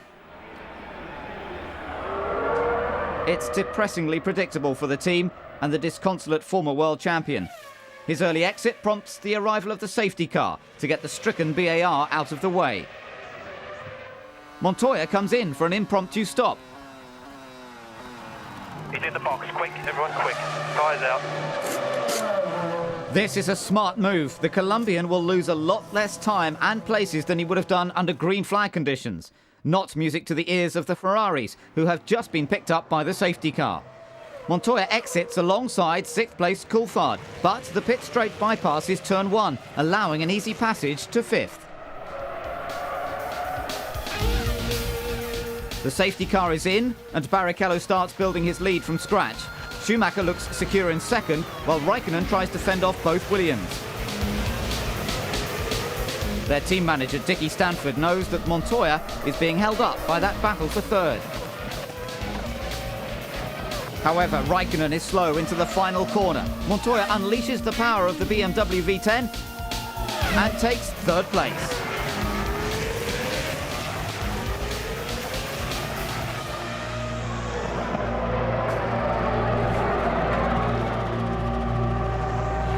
Barrichello's strategy of making 2 stops has been wrecked by the safety car.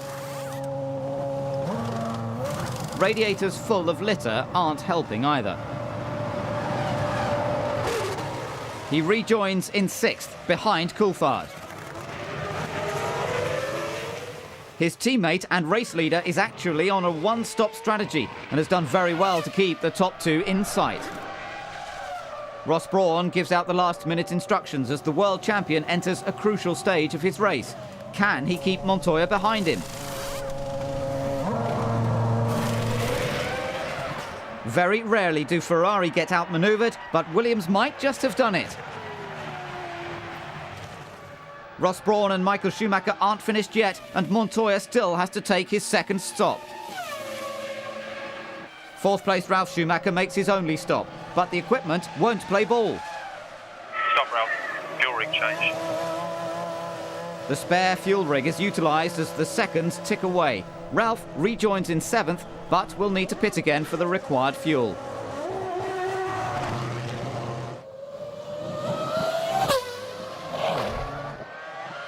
McNish is hampered by gear selection woes. That and driver error put him out of the race. His fellow countryman takes his only stop. Adrian Newey knows there's very little in it between Coulthard and 5th place Raikkonen.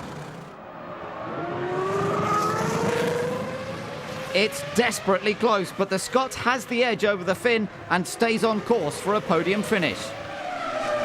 Montoya's mechanics have also done their bit, and the Colombian is 2nd behind Schumacher after his 2nd stop. Just as he begins to reel in the leader, disaster strikes.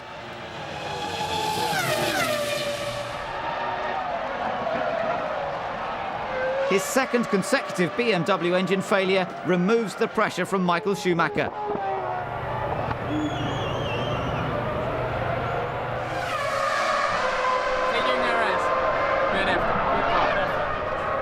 Second place is still up for grabs.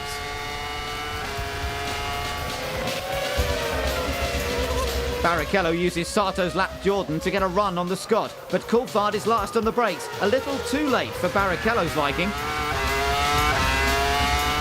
Trulli's hold on the final point is just as tenuous. Ralf Schumacher needs to salvage something from this race to keep his championship hopes alive.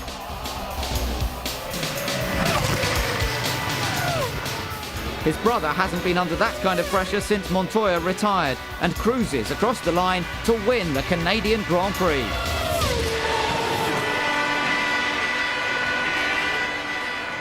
Coulthard closed right in on Schumacher to finish 2nd. His teammate also had to slow down thanks to a shortage of fuel, but still finishes 4th. Ralf Schumacher was lucky even to have taken the checkered flag.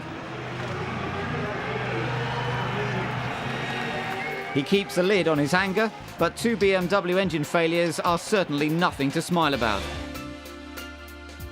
The German should have been in the fight for third, which was taken by Barrichello. Barrichello finishes fifth, with Trulli taking the final point.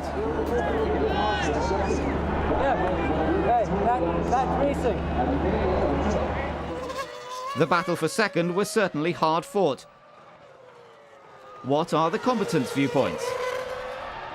I know it was very marginal with Rubens, and you know, he's expressed that opinion, and I've apologised for squeezing him, but I had to pull out of the slipstream from Sato, and it was always going to be marginal for the last chicane, and I took a gamble, didn't manage to make it, went through, and was fully prepared to let Rubens pass had he made the chicane. When you see somebody going fast on the outside, you just don't want to let it happen. So you just naturally come off the brake. So basically, I couldn't make the corner either.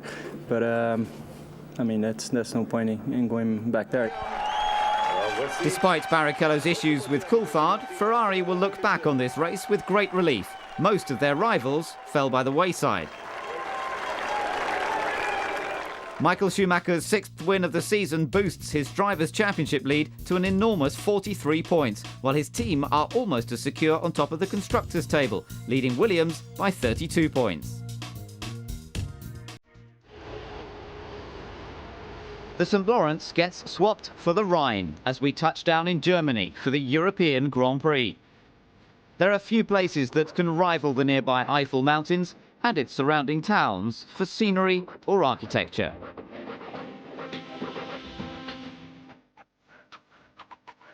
The drivers undertake a more business-related form of sightseeing, gathering information on the Nürburgring's new corners that are designed to improve passing opportunities.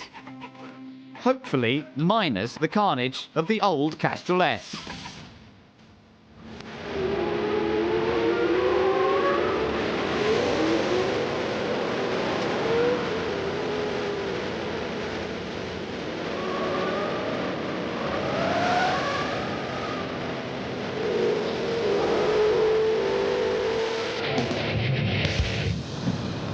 Track. Is it good? I don't know yet. Tomorrow we try. I rather prefer the L circuit, and I think it's going to be. It's pretty dangerous, I gotta say, because it's such a slow corner. Now, if somebody breaks a bit late, it's going to be, you know, like somebody's going to be playing bowling from behind the cars. It is very tight compared to the rest of the circuit, but it's good for our car because it's 3 first gear corners, and it's really helping the TC, I think. Just one thing is that it's very bumpy on braking into turn 1. I think now the track is bigger and is much more technical. It's quite important for the car balance. Also traction here is really important, the traction of the car. But I think it's not so bad, the new track. On Friday, all that concerned the Brazilian was the World Cup quarter-final against England. It started badly as Brazil went one down. I was really nervous in the match. All that emotion was released when Brazil counter-attacked and sent English spirits into freefall. Nearly break the Peter Sauber table.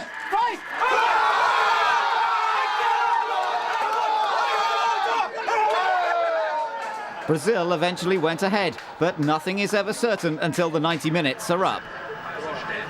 Atenção.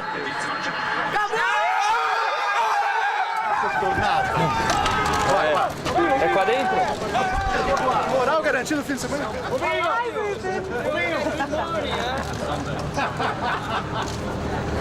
We was robbed. Montoya boosted the South American feel-good factor, taking his 4th pole of 2002. Ralf Schumacher completed an all-Williams front row, but will those ultra-powerful BMW engines go the distance? We are aiming at having the top engine, and you can only do this if you really go to the edge, right to the edge. And going to the edge means here and there you have to cross the line in order just to know where it is. We have always a little bit more power for each race, but again the priority was clear on reliability, and that's what's going to count this weekend. That's blatantly obvious to his 2 drivers as they enviously eye up F1's best package. Both examples will be sitting right behind them on the grid. So far this season, Ferrari have had the edge over Williams on race day. The majority of this capacity crowd are praying for the usual. A lot will depend on this instalment of the tyre war. Can Michelin carry over their qualifying pace? The revised track layout should also make for a fascinating European Grand Prix.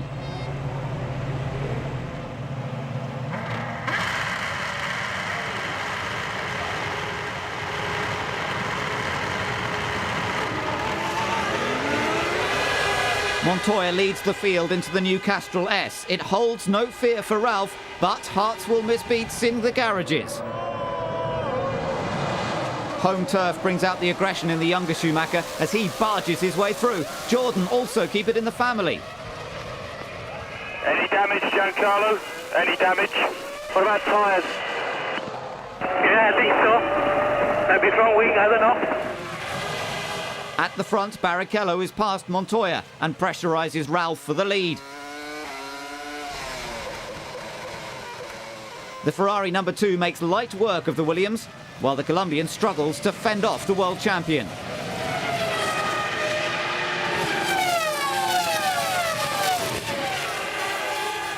Everything seems to be going Ferrari's way in the early stages, and the run-up to the Vidal chicane confirms that as Michael Schumacher takes third place.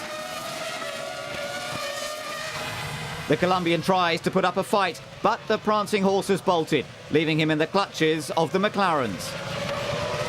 Pierre Dupasquier puts a brave face on the situation, but at least none of his tyres are in the state of Sato's right rear. Shades of Malaysia for the Jordan team, but this time it's Fisichella who's to blame for the early double pit stop. The Japanese rookie has had a troubled season so far, and this unplanned stop isn't going to reverse his fortunes. As the Jordan mechanics try to cope with the unexpectedly high demand, the Schumacher brothers fight over second place. The Williams mechanics fear the worst. The Ferraris are on two-stop strategies, while Ralf has a heavy fuel load. Ross Brawn proves his worth again.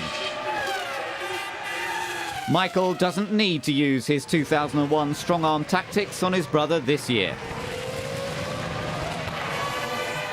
McLaren's 2002 rivals Renault are still giving the English team headaches, with Jenson Button leading the charge.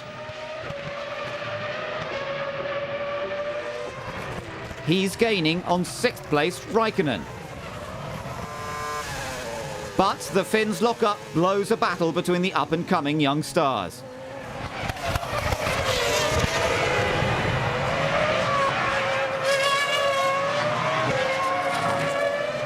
Ross Brawn can afford to sit back and relax as the Ferraris pull out a substantial lead. Barrichello heads Schumacher, but will Jean Todt keep it that way?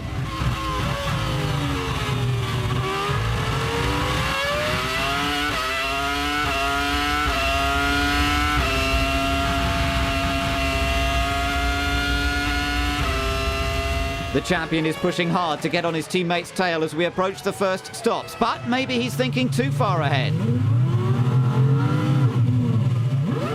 His team principal isn't about to start panicking. The mechanics can help Michael maintain his solid grip on second place.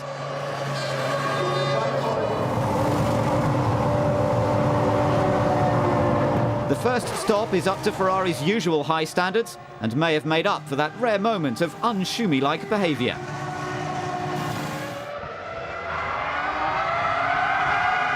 Michael leaves the pits comfortably ahead of Ralf. His teammate's position is far from safe, as he is stalked by Coulthard.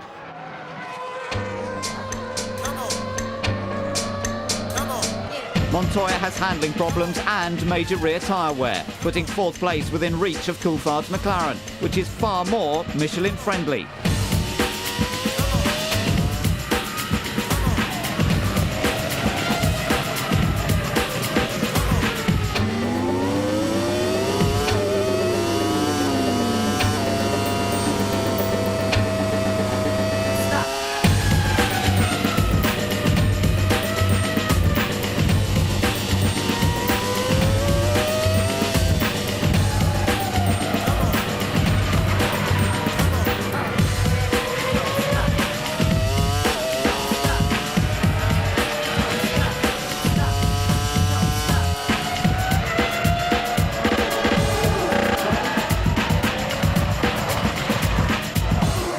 Heinz-Harald gets alongside, but that doesn't account for the Colombian's worn-out rubber.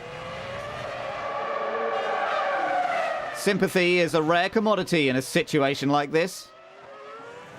No, I knew it was a risk to go around the outside. Congratulations. I gave you space. You know, like I spun. I spun. I know that. You hit me. You think I don't know that? Traction control is useless when there's no traction to control, but that won't change Coulthard's opinion in a hurry.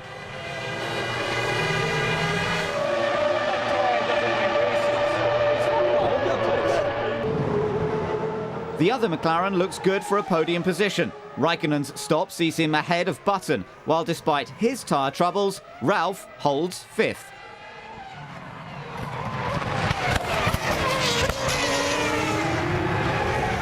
Ferrari's Bridgestones have displayed their usual race day supremacy, but will Barrichello be allowed to drive them to victory? Whatever happens, Schumacher will take another step closer to the title, even if he is beaten by his teammate. Just outside the top 10, Frentzen closes in on Villeneuve. The new section has caused plenty of problems for late breakers, and the German is just a passenger. Ferrari had their early dramas, but shrugged them off to earn a convincing 1-2. This time, Rubinho gets his just reward. Fantastic drive, Rubens. Very well done. Super.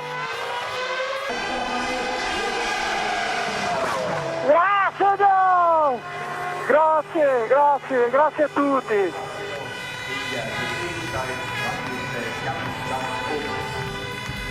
Barrichello finally wins his second Grand Prix, and Raikkonen now has 2 Formula 1 podiums to his credit, while Massa takes the final point. Rubens' victory was assured before he crossed the line. Rose was great today. I mean, he came on the radio and said, "Rubens, can you do me a favor? Can you win the race?" Thank you. Ross Brawn's gift sets up a party atmosphere in the pit lane.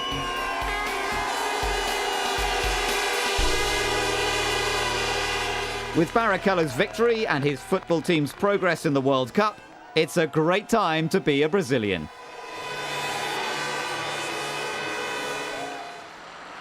The championship now makes its annual visit to one of its traditional hotbeds in a deceptively tranquil part of rural Northamptonshire.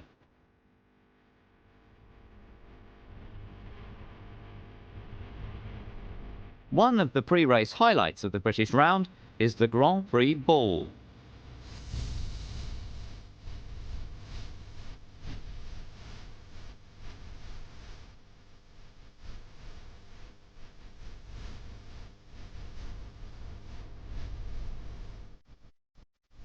The fans' enthusiasm will carry over to the race, as thanks to millions of pounds of investment, the spirit-sapping crawl to Silverstone is now a thing of the past.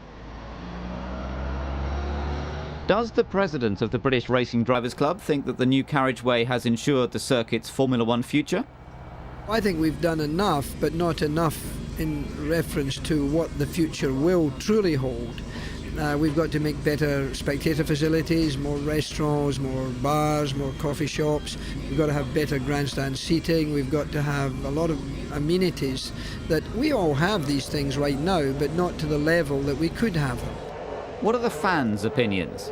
Very good, yeah. Big improvement. We were over last year, and they're definitely a big improvement last year, yeah. Today's traffic was phenomenally brilliant. It's the best we've ever been at Silverstone. The improvements are absolutely amazing. We got in straight off, not a problem. We set off earlier this time, but it was a lot better coming in. Really good. Good facilities. An altogether more light-hearted launch took place at McLaren's futuristic base.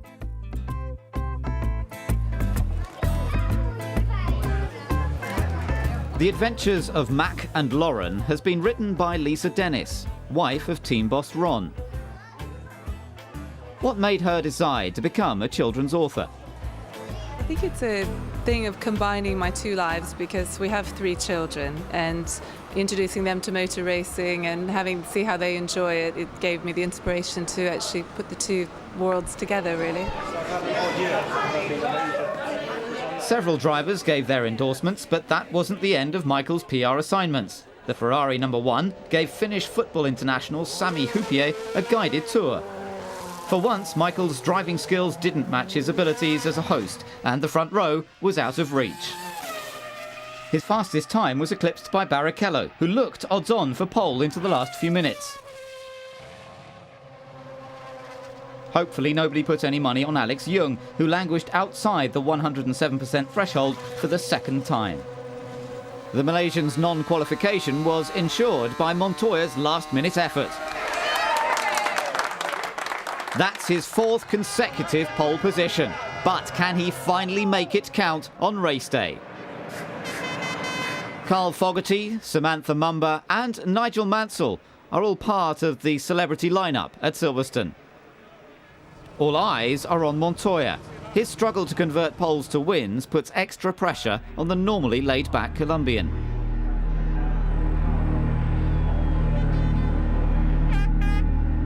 Some of that stress is about to disappear courtesy of Barrichello's appalling luck. Ruben has stalled. Ruben has stalled.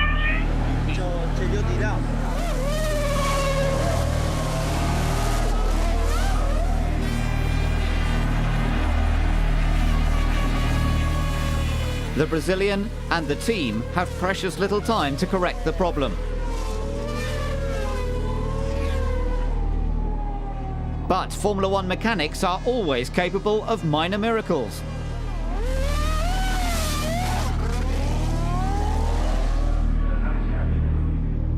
However, the number of mobile chicanes has gone up from 1 to 20.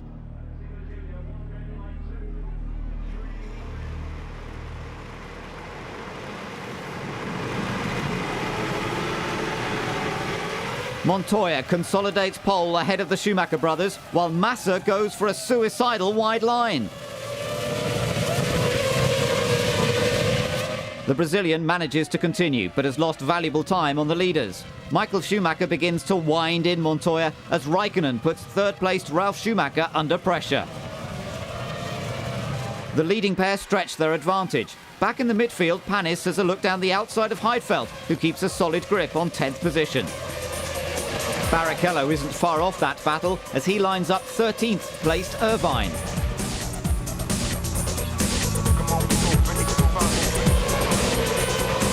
Unlike Ross Brawn, the fans' eyes are glued to the three-way battle for third between Ralf and the two McLarens.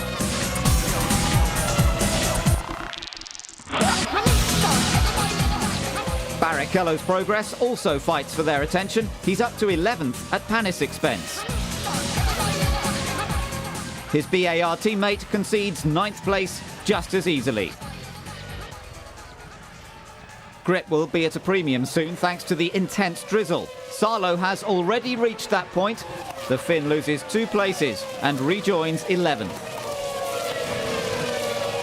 Back with the leaders, and Montoya is struggling valiantly to keep Schumacher behind him. The Germans' Bridgestones excel in these lower temperatures, and Montoya will need all of his defensive skills to fight off this attack. Frentzen is battling just as hard in 13th, but there's not enough grip to be that ambitious. The rain is intensifying. Surely tyre stops aren't far away. Massas just has his mind made up for him. Montoya won't be too far behind. Conditions are nigh on impossible for the race leader. I don't know, I can't even keep it on the track, but I don't think it's going to keep raining. Okay, come in anyway. It's crunch time for the mechanics as most of the field feel the time is right for wet weather tyres.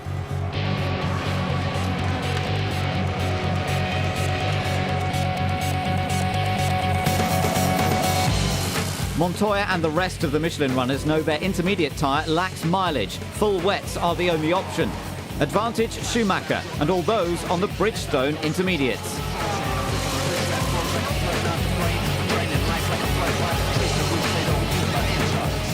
Coulthard stays out and takes the lead, but dry rubber is the wrong option at the moment.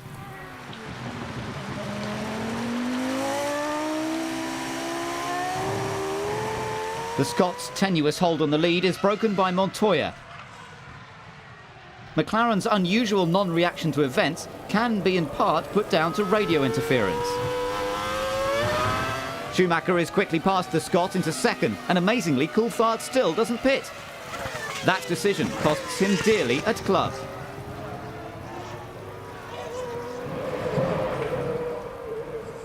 The race leader is also on the ragged edge.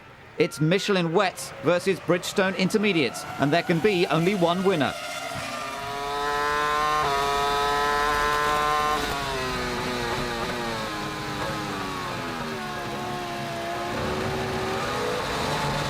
We're lacking a bit of grip here. Copy that one. To reinforce the Colombian's opinion, comeback kid Barrichello breezes past into second.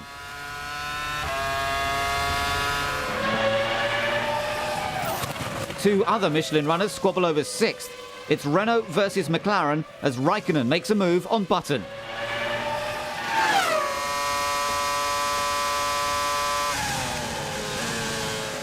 Ralf Schumacher is next in line and loses fifth.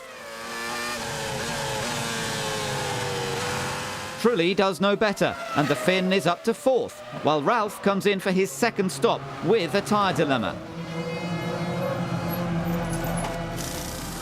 The rain has stopped, but Ralf still opts for full wets.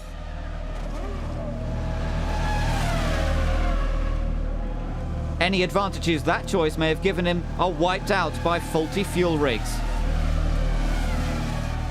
Both designated and spare rigs have malfunctioned. Ralf is sent on his way in the hope of pitting again in the very near future.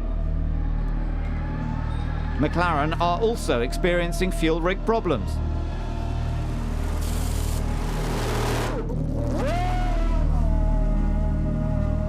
In a desperate attempt to regain lost time, Coulthard goes back out on dry tyres.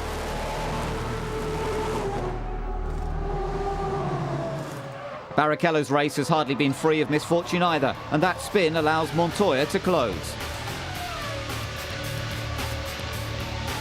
The Colombian's full wet tyres have practically become slicks, giving him a slight edge over Barrichello. While that battle rages on, there's plenty of action further down the order.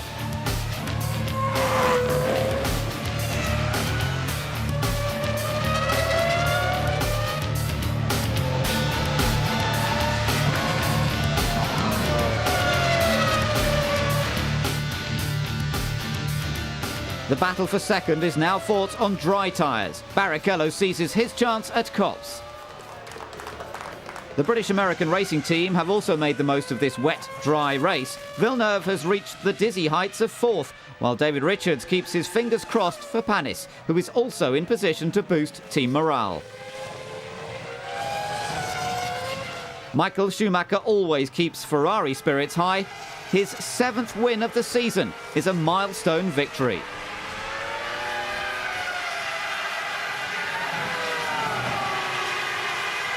Very good job, Michael. Superb today. Well done. Broke the jinx of Silverstone.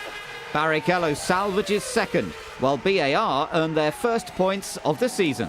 The whole team was impeccable. You know, the drivers, technicians, everybody. Fantastic job. Schumacher's Bridgestone intermediates helped him win his first British Grand Prix on the track, having secured his 1998 win in the pit lane. Ross Brawn receives gratitude in spades as his strategic skills played a big part in Schumacher's victory.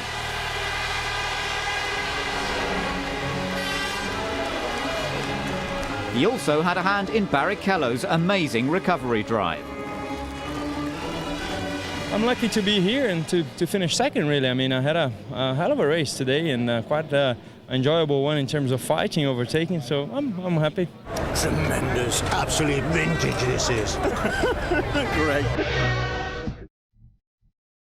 From one historic race to another, Formula One returns to France.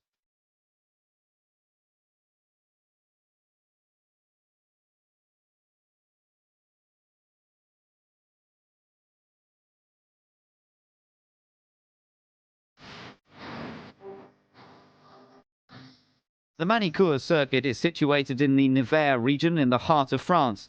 But come the end of the race, you might think you'd travelled back in time and space to last August's Hungarian Grand Prix.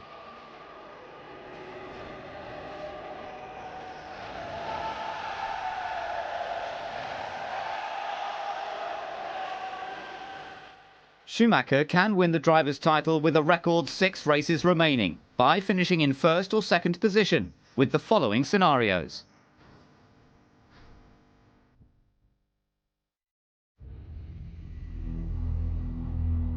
All thoughts of breaking Nigel Mansell's 1992 record were put on hold when Giancarlo Fisichella embedded his Jordan into the tyre barriers. The Italian lost the front wing when he took to the curbs at over 170 miles per hour. The FIA's chief medical officer, Professor Sid Watkins, advised Fisichella to miss qualifying and therefore the race as a precaution. He's fine, he's all right, and now we're going to the Nevers hospital to make a scan to be 100% sure that is okay. Fisichella gave the thumbs up while Jordan searched for a last-minute replacement. However, they were forced to run just one car on race day. Due to their ongoing financial crisis, the Arrows team didn't seem to be in a hurry to do much at all. Isn't it amazing what you can find to do when there is nothing to do? The reason we're not running is because the management have taken a conscious decision on the advice we were given by the people who are negotiating the deal. Both cars made an appearance during qualifying, primarily to avoid disciplinary action from the FIA. How was that? That's what it was, 18.4. Now you've got to hope that Michael goes fast. Both cars ended up outside the 107% threshold. Mission accomplished, the team went home. Meanwhile, Michael Schumacher was trying too hard to get the job done. He had that time disallowed for missing the Imola chicane. This set up a battle between the world champion and the new king of qualifying, going for his 5th consecutive pole position. Once again, Montoya was untouchable over one lap. Okay, you P1 again. For me, the biggest pleasure is to get the 5th pole, and such a close fight.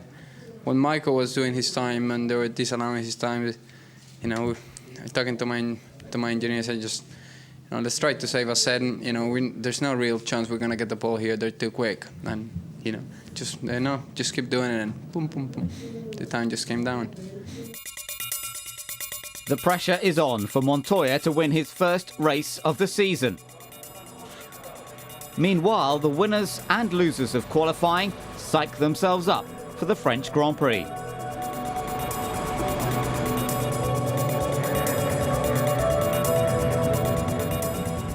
Barrichello has lost out even before the race has started. His engine refuses to fire up. He must now start from the back of the grid, and that's the best case scenario.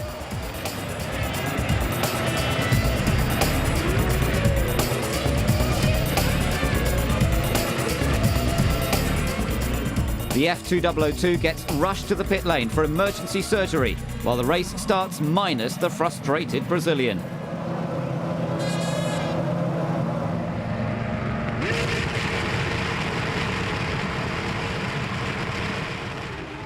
Massa gets a suspiciously good start. Montoya covers Schumacher, and the Renaults look for early scalps. Honda's race takes an early nosedive as Sato and Panis collide. De La Rosa's evasive manoeuvre also involves a gravelly moment. The only French driver can kiss the points finish goodbye. Barrichello's prospects of starting are even worse. This is a repeat of the Spanish Grand Prix, and once was clearly enough. The surviving Ferrari attacks for the lead. Michael is slightly ahead but doesn't have the inside line, and Montoya's desperately late braking opens the door for Raikkonen. He can't get too comfortable though, as Schumacher retaliates. That bit of action was great encouragement for McLaren, but this replay will be bad news for Sauber. Massa clearly jumped the start and is handed a drive-through penalty.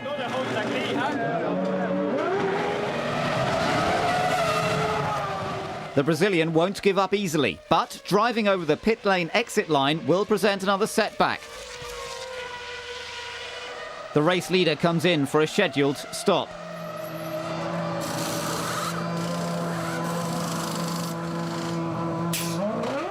Montoya drops to 4th and Michael Schumacher takes the lead. Ferrari's favourite son increases the pace as he approaches his first stop. Eddie Jordan's sole entry is that much closer to the limit.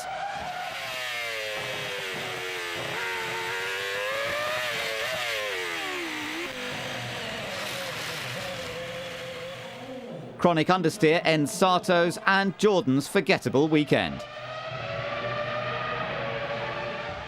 Panis is also out, courtesy of damage from his first lap collision with the Japanese rookie.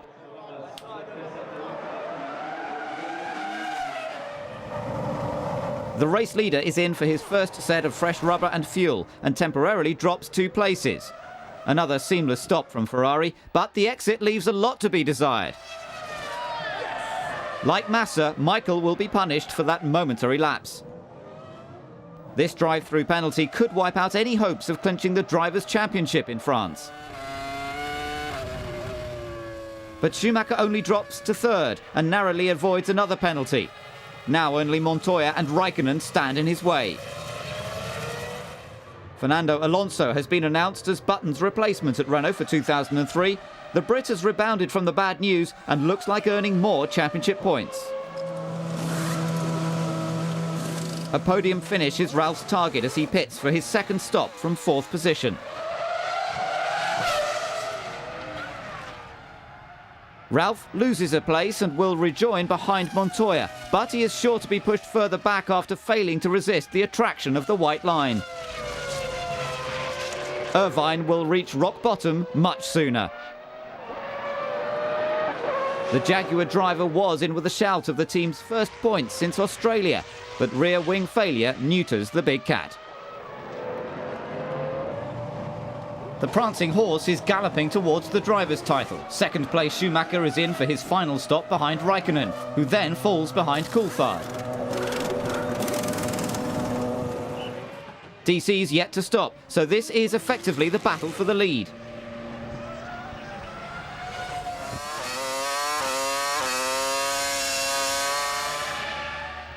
The Finn now leads the sprint to the line, and Ron Dennis feels 2002's second victory is in the bag.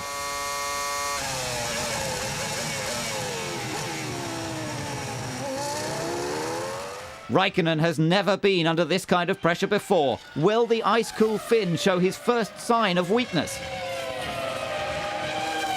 Coulthard comes in for his final stop. A good performance by the McLaren mechanics could see him have an impact on the fight for first place.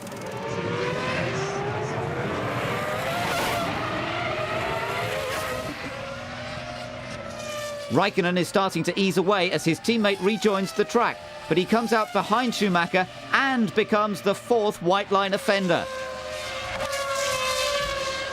Raikkonen is now the only obstacle between Schumacher and a 5th world title.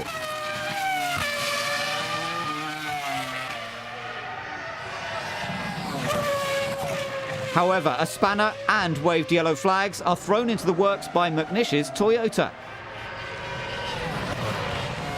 There's oil on the track, right in the path of the race leader. The Finn goes wide and Schumacher takes the advantage. But does the Finn's mistake cancel out the no overtaking rule?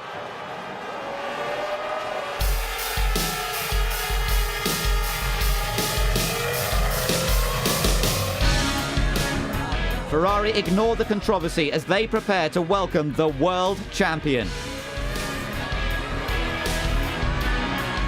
Michael Schumacher wins the French Grand Prix to claim his 5th world title, equaling the record of legendary Argentinian Juan Manuel Fangio.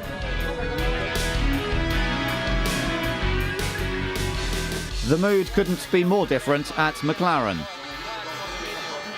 The Toyota blew up and there was no oil flag at all. I don't know what the interpretation of the stewards is going to be, but the fact is he entered with a yellow flag. Michael overtook before there was a green one. That's what we believe. It was not the right flag displayed. The yellow flag was out.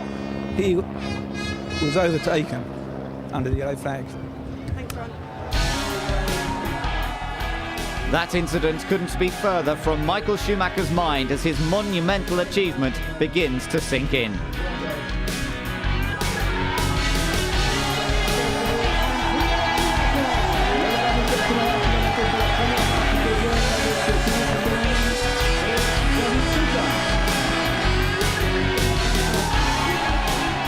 The best driver, the best team and the best car have combined to crush the opposition in record time.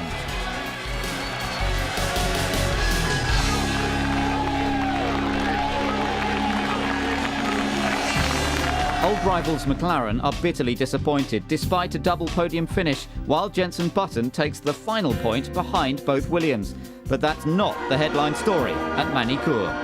I've never been good at these moments to find appropriate words, in all honesty.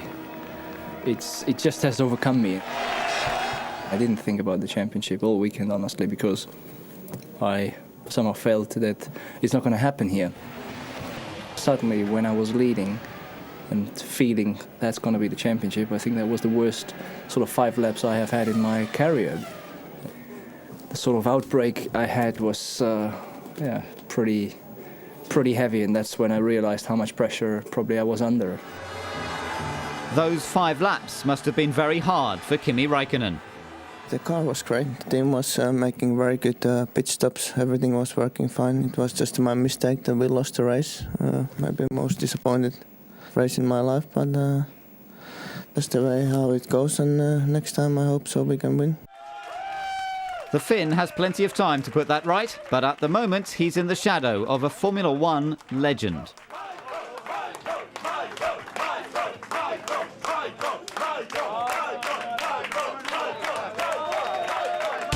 Michael wins the driver's title with 6 rounds to go, but only 4 points separate second to 5th. Next on Ferrari's agenda is the constructors' title. They lead Williams by 62 points.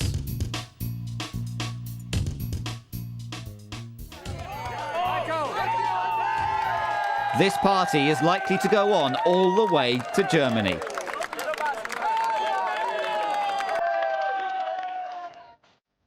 Michael Schumacher won't have much time to digest his remarkable achievement as he returns home for the second race in a week.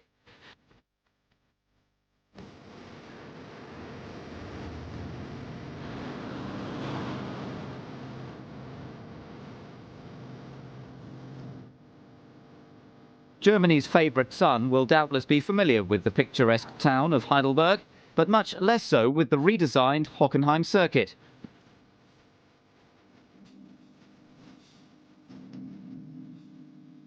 Designer Hermann Tilke has changed it almost beyond recognition.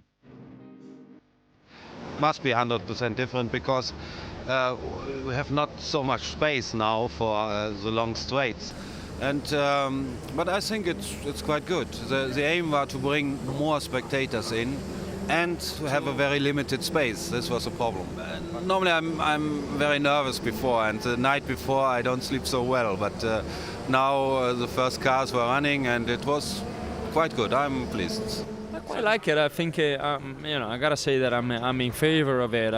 Even though the old one was such a good one for me, and I used to enjoy very much. I must say that you have some corners that will allow you to have a go in terms of overtaking. It's a little bit bumpy in some areas, which will make the car difficult to set up, especially for qualify. But I can see that we can have good racing here. Yeah, well, I was a fan of the old circuit, so I was always going to be, potentially a little bit negative for the new one. But in actual fact, in the few laps I've done, it's got an interesting flow to it. I think they've done a very good job. I enjoy it. It's much better than the old circuit. It's a lot safer, and it's better for the fans. It's better for Formula One, and as for me as a driver, it's better. I think they've done a very good job. The general trend to have a slow corner, a long straight into a slow corner, that's something that comes from the drivers to actually create overtaking possibilities. All motorsport fans will welcome that, but Schumacher's Red Army are so focused on their hero, it's doubtful whether they'd notice much action further down the order. The world champion was in scintillating form during qualifying as he looked to break Montoya's pole streak.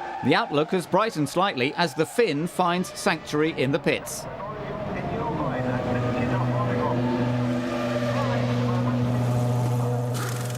But his race is now nothing more than a well-publicised test session.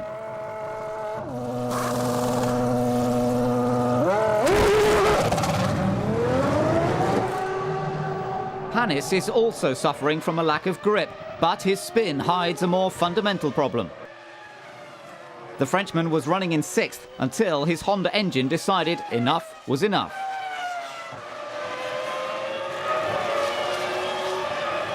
As usual, there are no such problems for Michael Schumacher. The German has never won his home race in a Ferrari, but that anomaly looks likely to be put right in the near future. Ferrari's focus shifts to the battle for second between Ralf Schumacher and Barrichello. The Brazilians' hold on a podium position may be broken by a reluctant fuel flap. They've got it open, but those wasted seconds put him back in 4th. Raikkonen's status isn't quite as critical until he reaches the final turn. The pounding from the blown tyre damaged his under tray and a brake duct. The fact that he's kept his seat at McLaren for next season just about makes up for his 7th retirement. The Williams mechanics still have work to do. Ralf needs more air for the pneumatic valve system, and this could forfeit a family 1-2. Montoya moves up to 2nd, and Barrichello is too close for comfort.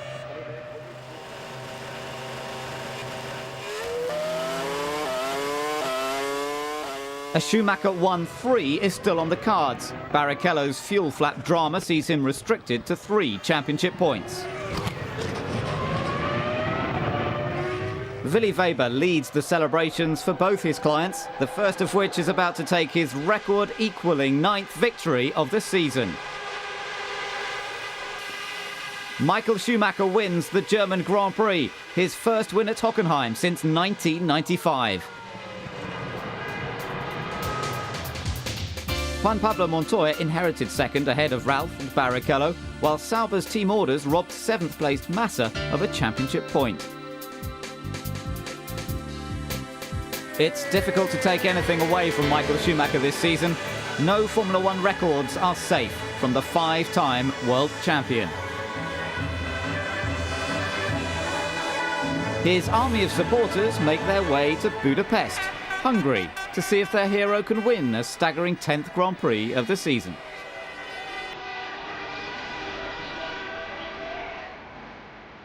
From the Buda Hills on the west to Pest on the east of the Danube, Budapest is a city with a rich diversity of cultures and architecture.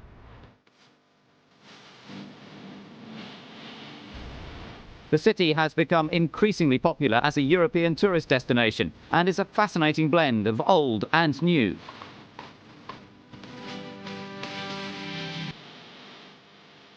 Nearly 20 kilometers from downtown Budapest is the Hungaroring, home of the Hungarian Grand Prix, the only race in Eastern Europe. One man who wasn't racing was Minardi driver Alex Young. The Malaysian has failed to qualify 3 times this season and will be replaced by Britain's Anthony Davidson for 2 races. How did the BAR test driver feel about being thrown in at the deep end? Well, it was just over a week ago now, and I was on holiday in Finland with my girlfriend, and yeah, I got a call from a journalist saying, "Oh, what's this about Minardi drive?" And I was thinking, no, you're way off there. And but what had happened before I went there, I told my manager not to talk about racing at all. I just wanted a week away, and just forget about racing for a while. And he respected that. He said he would only tell me if it was, set in stone, and it wasn't at that time. So I asked. You didn't hesitate, I guess? No way, no. I mean, we grabbed it with both hands, the opportunity, and I think anyone would have done as well. Davidson hopes his presence will put him in the frame for a full-time drive next year. Michael Schumacher doesn't have to worry about his future and took provisional pole halfway through qualifying. but even 5 times world champions can struggle to improve their time. Instead, it was Barrichello who snatched his 3rd pole position of the season. And then went even quicker. The absence of arrows in Hungary shortly after the announcement that Frentzen had been released from his contract prompted intense speculation about the team's future.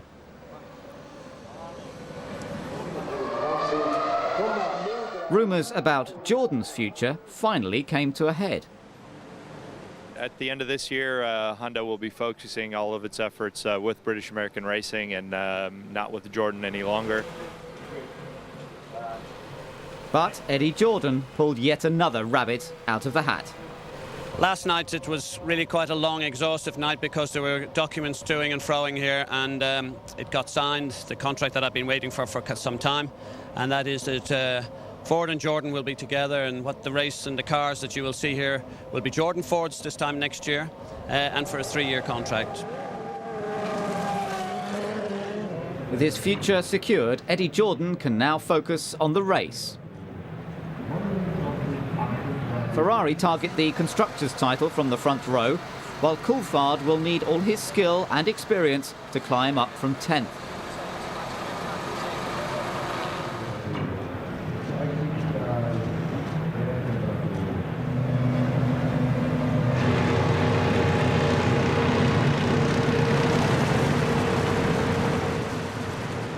Ralph's start gives Ross Broad a fright, while Rubens is away and clear. Montoya, the Renaults and the Saubers argue over 5th, and Jarno Trulli draws the short straw.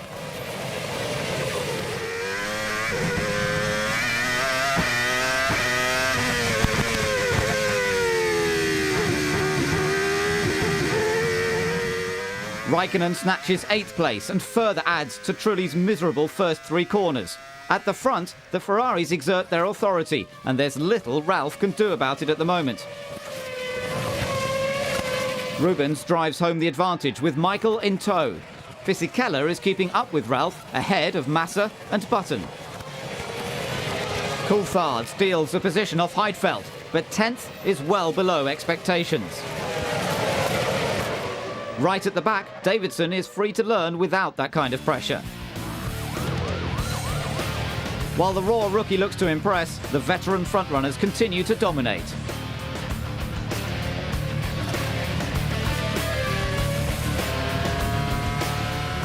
Mechanical problems still beset BAR. Transmission failure takes out Villeneuve. Back on track, Montoya clings on to 7th, ahead of Raikkonen.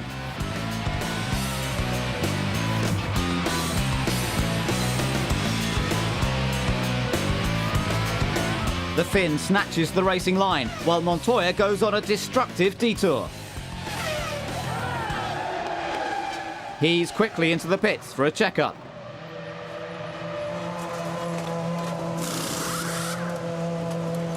The Williams has become difficult to drive. There are several possible causes, but Patrick Head is 150% sure he has the right answer. He had no puncture at all, so it is purely the handling due to the aerodynamic changes. He had no puncture. The battle for the last championship point is just as intense as Raikkonen closes in on Button. Like the rest of us, Ron Dennis savours this battle of the future stars. But putting a wheel on the grass guarantees it's all too short. Perhaps he was trying too hard to impress future employers BAR. Michael Schumacher might not have to fight so hard given Ferrari's undoubted superiority. This stop gives 2nd place to his brother. Ferrari's 2-stop strategy is working like a charm once again. Barrichello has borne the brunt of the team's race reliability problems this season, but he seems to be leaving his bad luck behind him.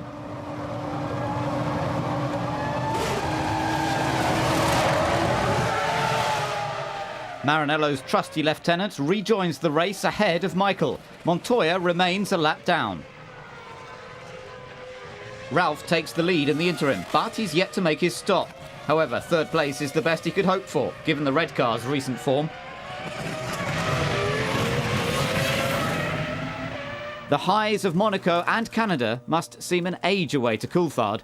The lower reaches of the points are becoming uncomfortably familiar to McLaren.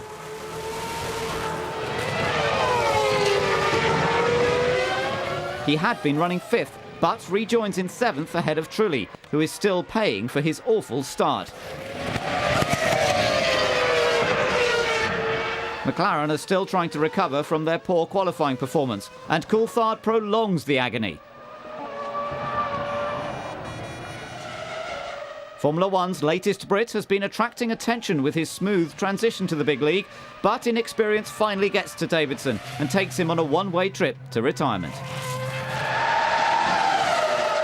From the trials and tribulations of a new recruit, it's back to the front with Formula One's best. Michael is now very close, obliterating the lap record on the way. Their constructors' title is about to be signed, sealed and delivered. The architect of Ferrari's dominance waits patiently on the pit wall as Barrichello crosses the line to win the Hungarian Grand Prix.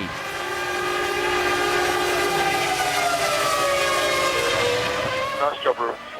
Beautiful performance. Well done. Thank you.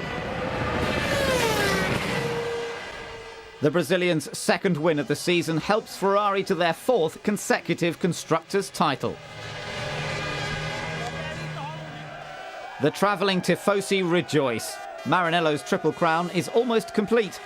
All that's left is to secure second place for the ever-popular Rubinho.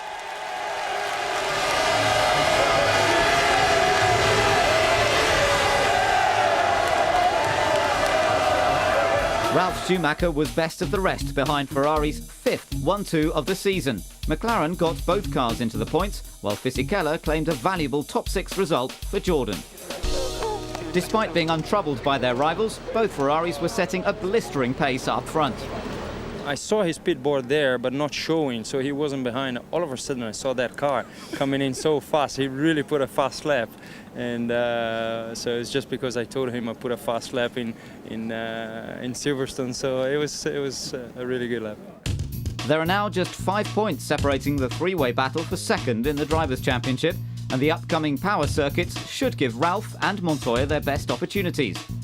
Despite Williams' best efforts, their team has just over half the points of their championship-winning rivals. Ferrari head to the Belgian Grand Prix with both titles in the bag. But how will the prancing horse fare when Schumacher & Co.'s contracts have expired in 2004? I'm very confident that there's some very good people at Ferrari who can start to take a bit more responsibility in the future. And they're people who've been with us all the time I've been there, so I've got a pretty good measure of them. And I hope, and I don't think, Ferrari will have a sudden abrupt drop-off in performance. And I don't think that everybody's going to leave at the same time. We don't want to damage Ferrari in that way, so I don't think any of us will want to cause an abrupt change in the fortunes of Ferrari. Michael Schumacher was certainly keen to maintain the continuity of success during qualifying. Amazingly, this was his first pole position at the daunting Spa-Francorchamps circuit. It held no fear for Kimi Raikkonen, even when entering a thick cloud of Honda V10 smoke. Using the trail of oil as a guide, he kept his foot to the floor and emerged unscathed. The inspirational Finn eventually set the second fastest time.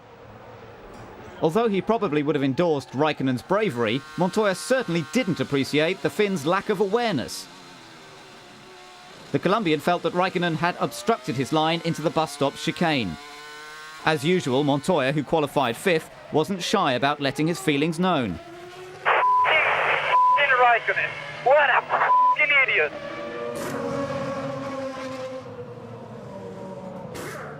Alan McNish and Mika Salo were probably just as frustrated when they heard that they would not be driving for Toyota in 2003. The exact reasons behind the decision to replace both drivers, I think you've really got to ask Toyota directly themselves. We felt that we need to, you know, to get different angles and things, and to get a little bit of new motivation into the operation. Especially from the technical side, we felt that we need to have a different view. Are the rumours of Salo's impending retirement true? if something comes up before January or something, for sure I'm interested, because I know myself so well. I will get bored in probably 3 weeks, and then I want to do something. And for sure my wife and home don't want to see me at home every day, so I better find something. Olivier Panis will fill one of the vacant seats. Does he have any sympathy for the ousted drivers? I don't care. I mean, it's difficult to say something to them. I mean, the Formula One sometimes is the Formula One. I think so. Mika is. I don't know really what's happened. Is not my problem. But what I want to say to them is he's doing a good job, to be honest. But for me, it's a different approach for the team. Massa is also looking for alternative employment next year. Heidfeld's new teammate will be Heinz-Harald Frentzen. The pole sitter focuses on breaking another record, under the expert eye of its holder. Good luck with winning the 10th race today and beating my world record. Raikkonen has beaten his qualifying personal best and lines up second. Revenge for France is a high priority for McLaren.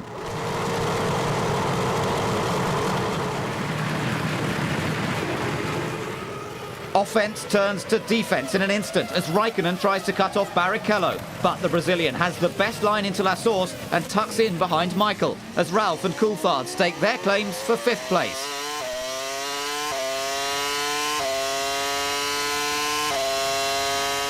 The 20-car field approaches the daunting Eau Rouge corner as hopes remain high in the McLaren camp. A good overtaking opportunity looms. The 200-mile-per-hour all-German engine battle resolves itself in Coulthard's favour for now, but McLaren's gain is short-lived. Raikkonen caught the slide well, but is now behind Montoya. 11 places further back, Massa is determined to show Peter Sauber the error of his ways at Heidfeld's expense. Just in front of that internal battle, Fisichella and Villeneuve fight for Honda honours.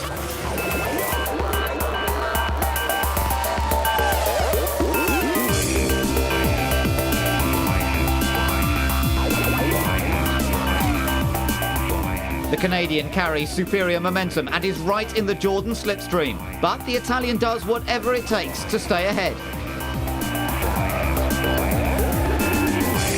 Villeneuve gets another chance at the beginning of the lap as Fisichella's wide line gift wraps 13th place.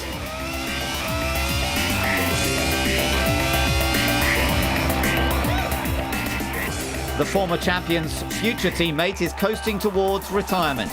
Engine failure marks Button's 3rd consecutive non-finish.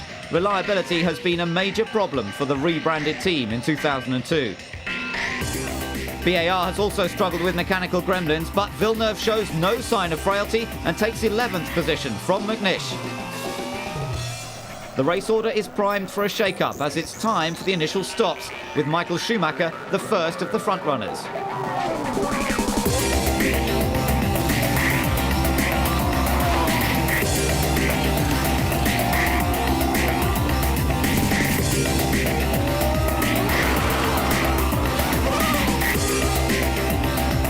Montoya's hold on 3rd could be broken by the McLaren mechanics.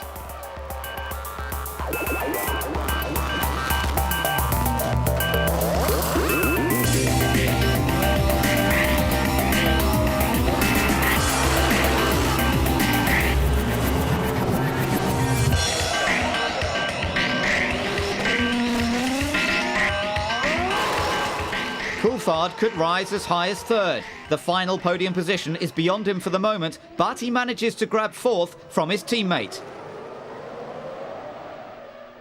Michael Schumacher briefly relinquished the lead to Barrichello during the pit stops, but regained it a lap later and quickly sets a pace that nobody else can match. And that includes his own teammate. Davidson finds his own speed too hot to handle.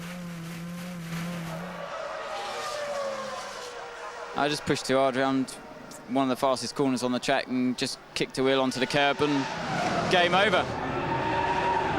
While the rookie is quickly forgiven, the quest for the record number of wins in a season goes on. Schumacher has already had his 2nd stop and takes the lead when Barrichello goes for his final set of tyres and fuel. Ron Dennis has been monitoring Raikkonen's progress closely since the Finn's last stop, but would he have seen this coming? His latest Mercedes engine failure contributes to his 57% retirement rate. Raikkonen's demise puts championship points within reach of Trulli and Ralf Schumacher.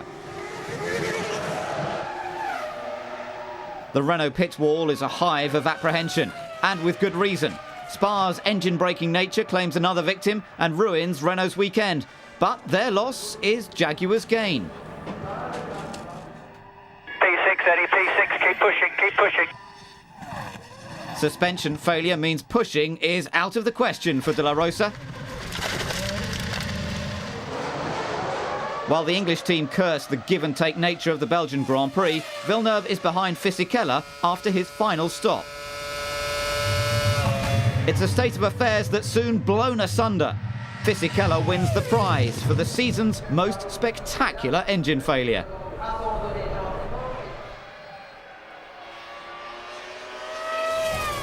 The competitive fire still burns bright within Ferrari's number one as another record is about to be broken. 10 victories in a season with 3 rounds to go underlines Schumacher's domination of F1 2002. This season's been nowhere near as kind to Jaguar. The big cat dines out on the scraps left by its rivals thanks to Irvine's strong drive to 6th. Good race, Eddie. Well done. Fantastic car. I mean, unbelievable. Ooh, thank you for all of this. Congratulations from the former joint record holder complete the equation. He encouraged me to move up one step, and so I did. So thanks for that, Nigel.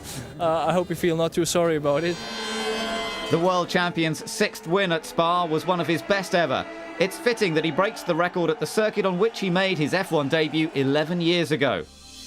Barrichello had a lonely race to second, while Coulthard ran out of laps to reel in Montoya. Can anybody stop the Ferrari celebrations as Formula One returns to Italy? Milan embodies culture, vitality, energy, and of course, fine food and wine.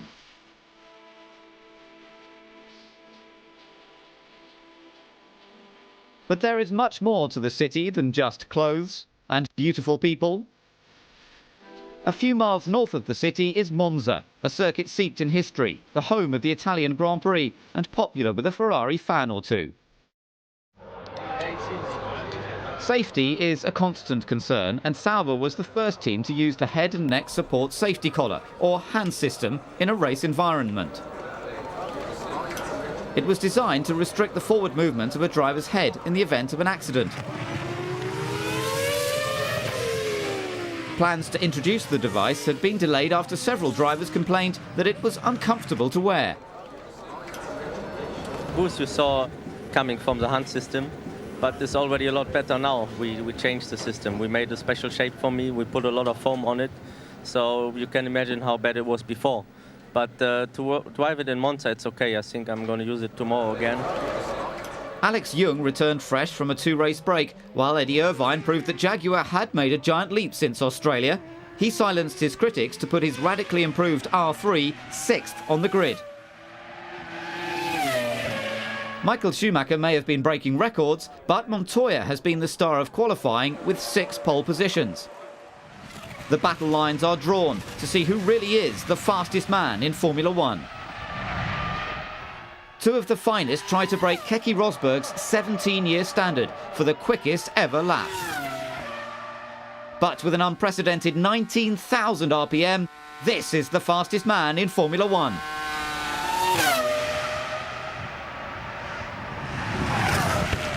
A nasty incident between Sato and Raikkonen saw qualifying stopped in the closing minutes.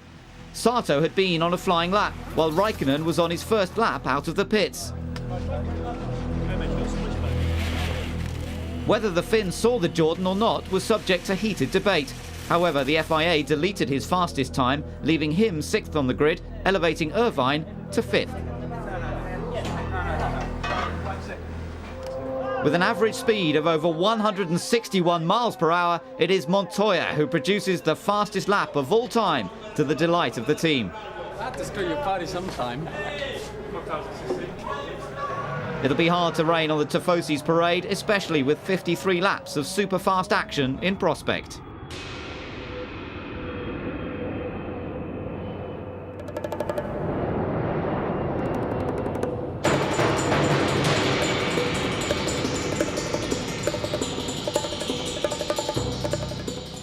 Former Maranello favourite Eddie Irvine lines up a season's best 5th. He may have to avoid the fallout from any front row fireworks.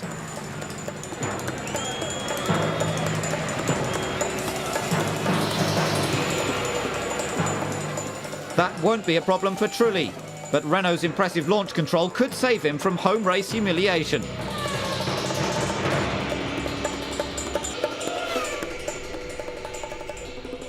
Trulli prepares himself for mission highly unlikely.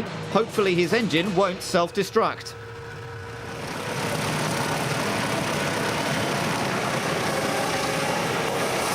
Montoya has Michael covered and holds the inside line, but doesn't account for Ralf's lightning start. Neither will give any quarter, but the Rettifilio doesn't cater for stubborn teammates. Further back, Coulthard runs into Raikkonen, but up front, Ralf's shortcut will only pay short-term dividends.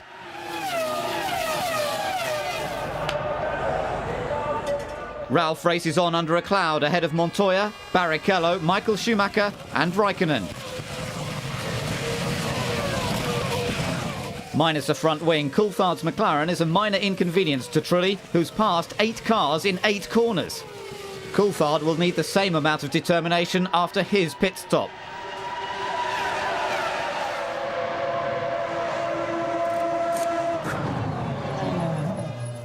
This short but needless delay ruins any hopes of a repeat of his win here 5 years ago.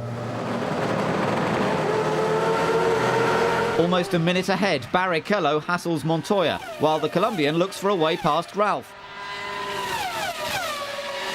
The race stewards intervene to ease his passage into the lead, as Williams are obliged to insist that Ralf moves over.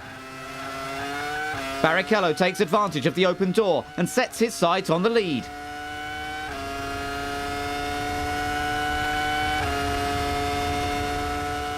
The superiority of the Ferrari is blatantly obvious as the Brazilian blasts past Montoya, while Ralf's BMW engine expires at high speed. Chief Operations Engineer Sam Michael prepares himself for an exasperating race as Barrichello quickly leaves Montoya behind.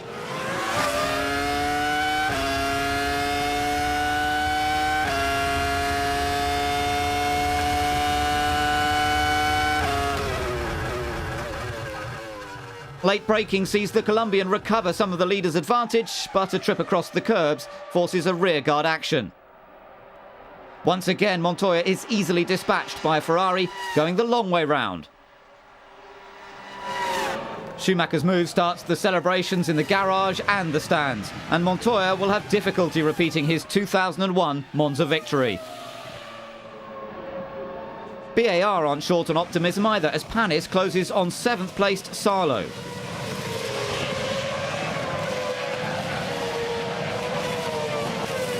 The Frenchman gets a good run out of the Lesmos and with the help of a lighter fuel load puts one over his future employers. Toyota's once promising race quickly disintegrates when McNish is forced into retirement with broken suspension.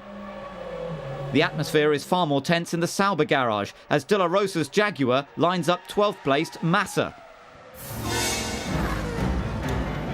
The Spaniard is that bit later on the brakes but will ultimately pay the price for his ambition. Massa immediately retaliates and gets help from an unexpected source. Pedro, let Massa pass, let Massa pass. Pedro complies, but Massa takes the racing line too early. The mechanics are on standby, but he won't make it that far. Besides, he could do with walking off his anger. Retire, this guy is stupid. His frustrations might be eased when he hears that Massa is out and in trouble. If you see Felipe, the steward, he shouldn't leave the racetrack. The stewards want to see him after the race. Trulli will be guaranteed a warm reception if he keeps up his pace.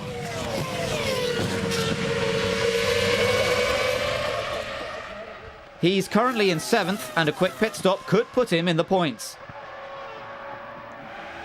Yet another engine failure rules Raikkonen out of a top 6 result.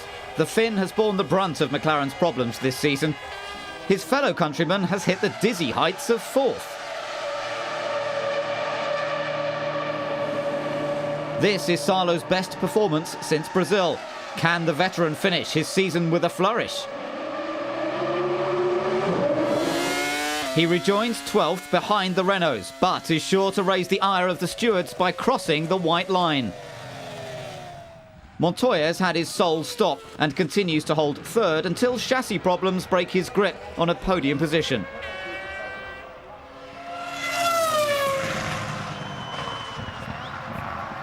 He makes it back to the pits, but all hopes of finishing 2nd in the Drivers' Championship are fading fast. Even the chance of a few more points disappears as Montoya retires for the 4th time this season. With their main threat gone, the Ferraris can practically cruise to the finish, with Barrichello leading after the final stops.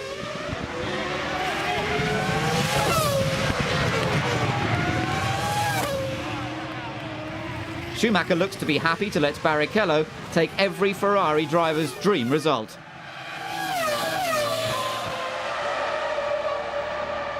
They could be joined on the podium by the sole surviving Jaguar.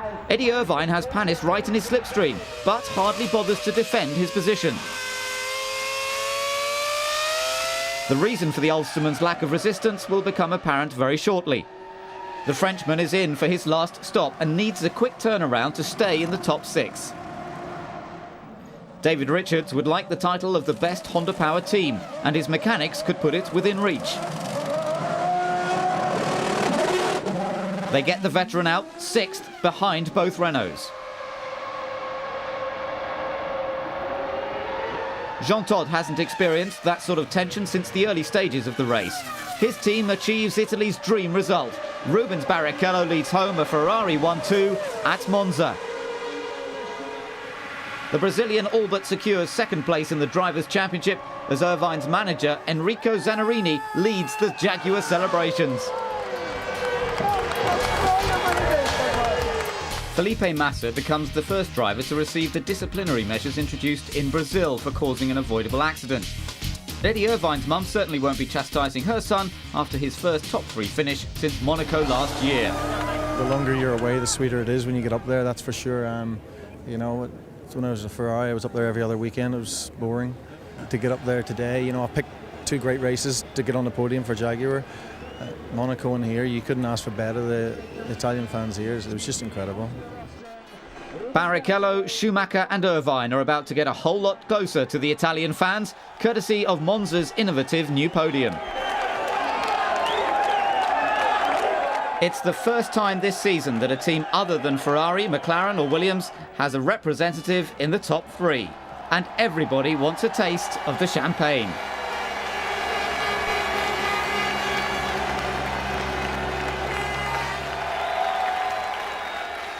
The Ferrari victory parade shows no sign of ending. Can their rivals fight back at the home of American motorsport? Indianapolis is one of America's fastest growing metropolitan areas and is a city full of energy and enthusiasm. It's a city on the move, but it has its natural sights as well.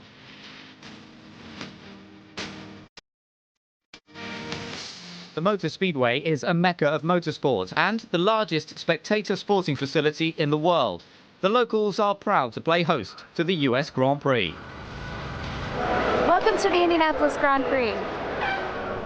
Sauber welcomed Heinz-Harald Frentzen back to the team as a one-off replacement for Massa in a bid to avoid the penalty that would have seen him start from near the back of the grid. Frentzen's main problem was fitting into a cockpit built for the slight pairing of Heidfeld and Massa. It's a little bit tight, the steering wheel is a little bit too close to me, but the seat as that is not too bad actually. It was good enough to make a decision to race here. He wasn't the only one to debut a new car. Indy Racing League driver Sarah Fisher qualified on pole position in the Kentucky round of the championship. She became the first woman to drive an F1 car for 10 years when she drove the spare McLaren. I can't say enough to Tag Heuer and McLaren, Team McLaren, for giving me this opportunity to see what one of these cars is like, and it definitely gives me a new respect for the drivers out there. They definitely are very quick and twitchy and vibrating, and they give you every sense of sensation that a World Championship car should. Barrichello experienced the worst sensation you can get from a World Championship car on Friday when his Ferrari crashed into the infamous Indy wall, leaving the team with the task of rebuilding his car.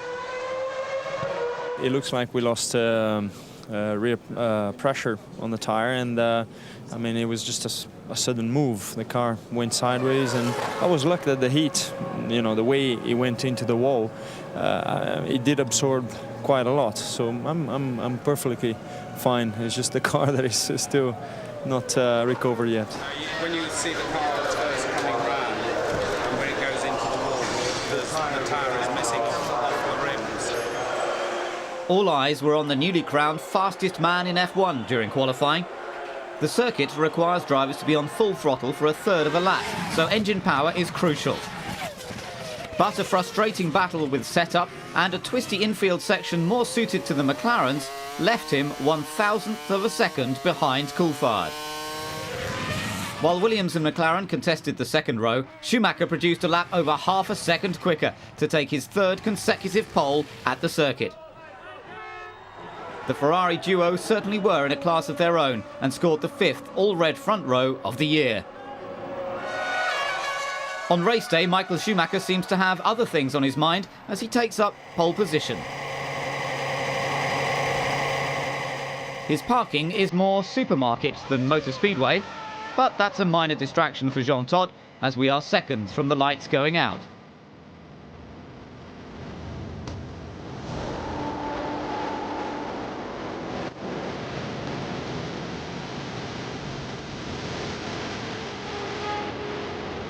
Barrichello makes a move towards his team leader, but switches his attentions to Coulthard as Schumi leads the charge into turn 1. The McLaren slots into third ahead of Ralf and Montoya. The end of lap 1, and the Williams drivers are too close for comfort. One of them will have to yield or there will be carnage. Sure enough, Ralf's belated braking sets up his team's nightmare scenario. His drivers have committed Formula One's ultimate sin. Ralf isn't a statistic just yet, but that's of little comfort to Patrick Head. Yeah, they're allowed to race, but it's a fundamental requirement that they don't drive into their teammate. Ralf's breach of that rule puts him a lap down, while a new rear wing is attached. Toyota show that inter-team battles don't have to end in tears, as McNish and Sarlo fight over 13th place.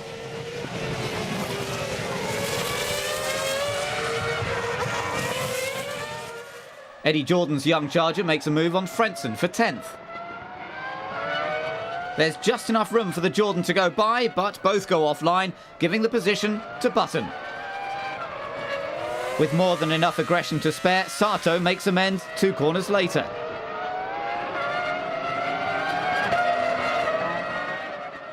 Ross Brawn and Jean Todt are unlikely to see such action from their drivers as Schumacher and Barrichello leave Coulthard and Trulli behind. The Italian is desperate to get onto the podium for the first time since 1999. McLaren have a more immediate problem with Jacques Villeneuve. The former Indy 500 winner uses the banked curves better than Raikkonen and powers up to 5th.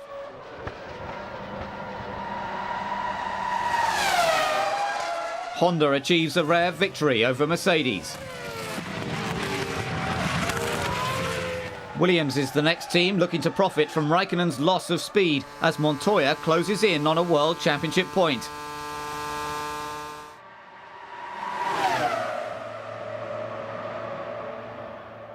Jaguar's engine problems are far more pressing. De La Rosa's Cosworth incinerates itself, while an over-eager Marshall puts the Spaniard in harm's way. Yes, the marshals got me overexcited. They told me just to jump out of the circuit. I jumped and there was a river, so I just went into the river. I mean, they should have told me, you know.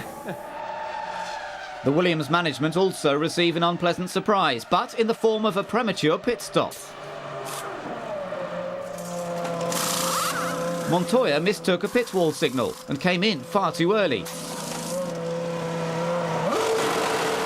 That's probably wrecked his race and will add even more fuel to a potentially fiery post-race debrief.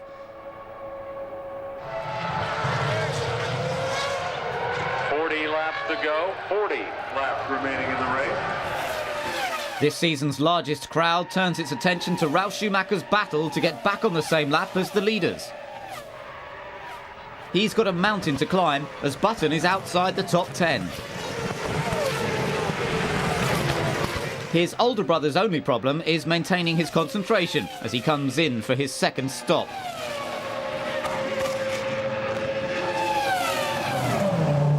Under little pressure, the pit crew work to their usual high standard and quickly send the world champion on his way.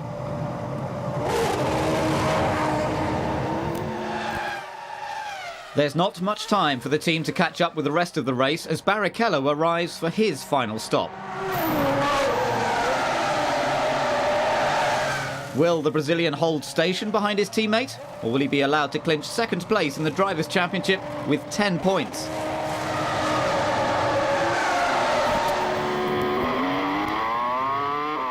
Michael retakes the lead, and it looks like the Ferraris can cruise to their 8th 1-2 finish of the season. Raikkonen doesn't have that luxury, as for the 11th time this season, his race is cut short. His teammate zeroes in on a podium position, but he's being caught by Montoya, who's overtaken Trulli and is anxious to make amends for angering his superiors. However, traffic and a shortage of laps are conspiring against the Colombian. As Montoya tries to end an undignified race on a high note, Ferrari look to complete their domination in front of the huge American crowd.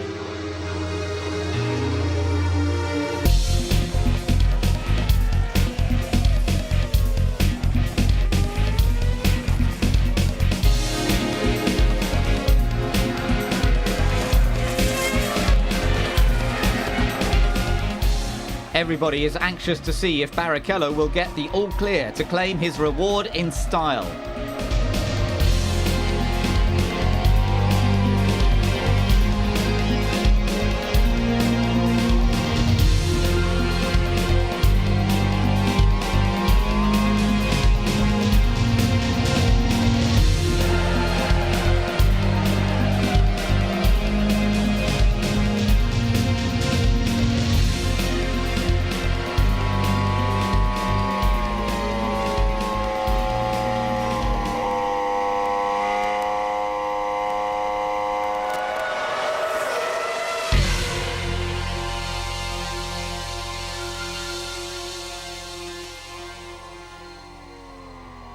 Confusion reigns at Indy.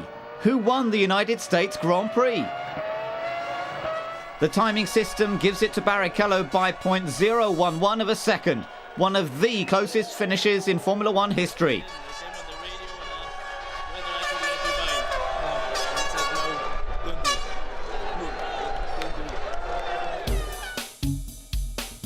Barrichello's 4th win of the season earns him 2nd place in the championship, while Villeneuve's 6th place puts BAR equal on points with Jordan.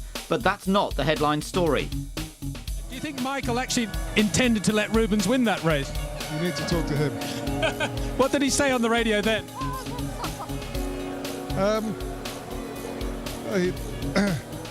We'll come back to you on that.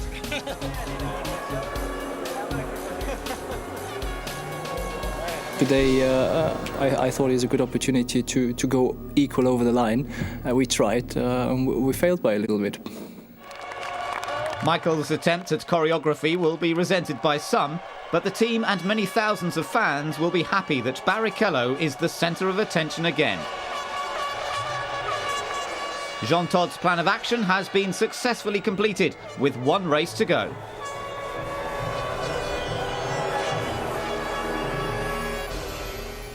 Japanese culture has nature and tranquility at its heart.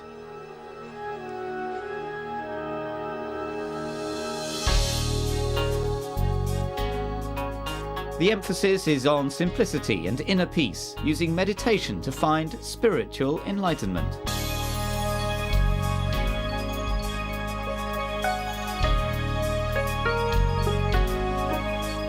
By way of contrast, Suzuka offers the thrills and spills of modern civilization. High-flying rides and fast-moving cars are the order of the day. But for the teams, there's an end-of-term party atmosphere throughout the paddock, especially at Minardi.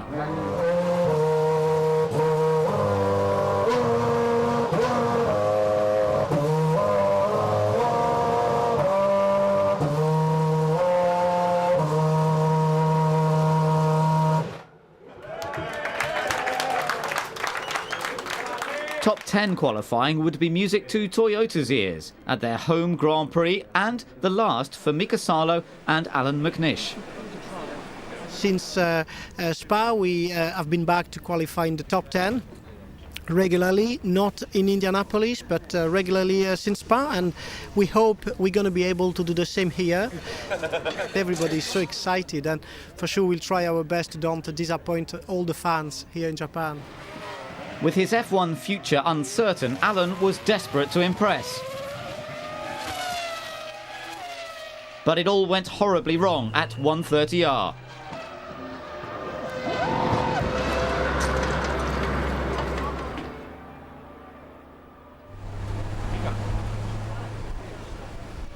The Toyota flew into the guardrails, but everyone breathed a sigh of relief when the Scot got out relatively unscathed. His car was totally destroyed and the session was stopped while repairs were carried out to the safety barriers. McNish had a lucky escape.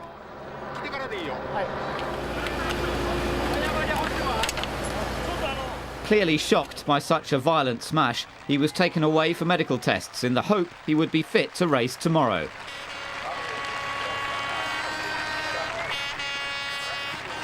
Eddie Jordan's faith in Takuma Sato looked to have finally paid off once the session resumed. The overwhelming support for the Japanese driver helped him produce a stunning performance to take 7th on the grid, his best yet.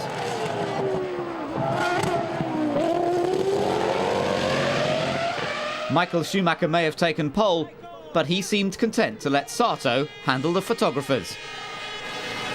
Japan's new star shared the spotlight with Toyota on race day. Mika Salo prepared for his last Grand Prix, but would his teammate be fit enough to race after his colossal accident during qualifying? After the accident from yesterday, I rested for the rest of the day and I took part in the warm-up this morning, but after a medical examination afterwards, they felt that it was best that I didn't compete. The Jordan mechanics worked hard to ensure Giancarlo Fisichella avoided that fate after his V10 blew on the installation lap. The spare car was ready on time, but the Italian made the grid minus Honda's latest specification engine. His teammate had a much calmer pre-race period, while former Formula Nippon champion De La Rosa languishes in 17th. Even at the last event of the season, the pre-race tension is all too evident.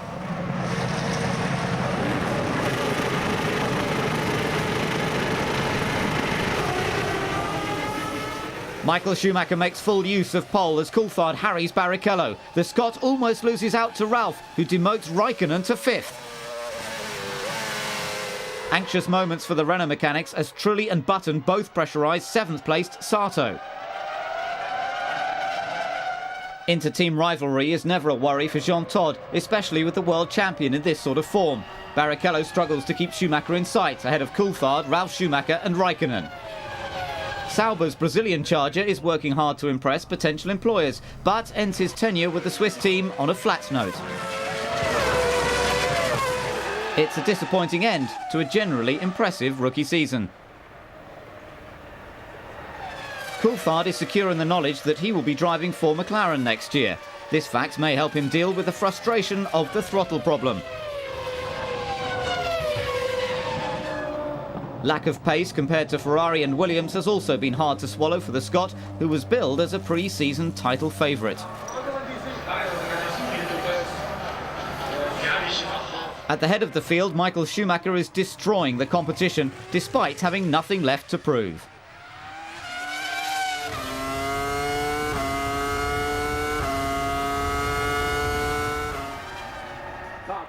While the Ferraris continue to control the race from the front, Olivier Panis experiences his typical 2002 misfortunes. An electrical problem makes it 10 retirements out of 17 races for the desperately unlucky Frenchman. The Ferraris have been rock solid since Michael claimed the driver's title. Barrichello can concentrate fully on the race, knowing his equipment and his support are unlikely to let him down. The Brazilian led after Schumacher's initial stop, but rejoins in fourth behind Ralf and Raikkonen, who have both yet to stop. Sato comes in from sixth. The Renaults are dangerously close, having gained track position from earlier stops. The French team's strategy is a good one, and they look on target to cool the patriotic fever. Jordan's attention switches to Fisichella, whose 11th position is under threat from Villeneuve.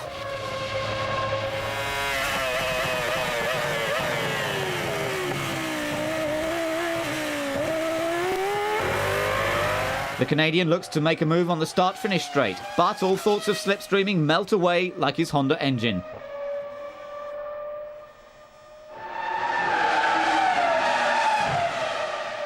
Well done, boys. You've all worked super hard this season. Next year we'll get them. David Richards ponders the hard work ahead, while Trulli is the latest mechanical victim.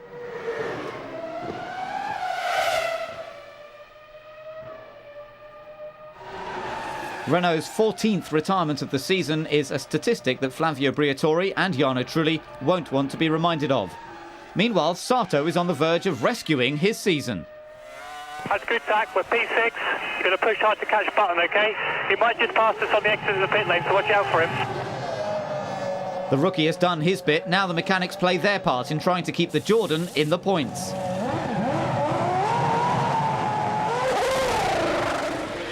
Sato's thousands of new fans voice their approval, but there's still 17 laps to go.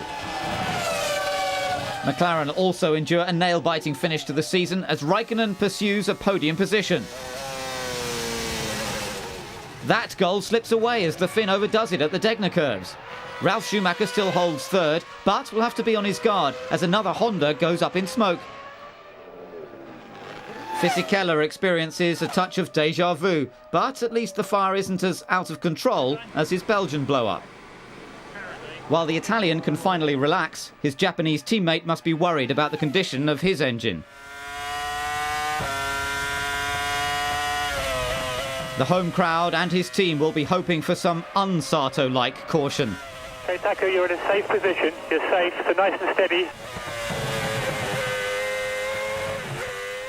With any luck, that small mistake will hammer the message home. Suzuka's engine braking spree continues at the expense of a probable podium finish for Ralf Schumacher. This promotes Raikkonen to third, Montoya to fourth, and Takuma Sato to fifth place. Meanwhile, the sports benchmark is about to take his 11th victory of the season.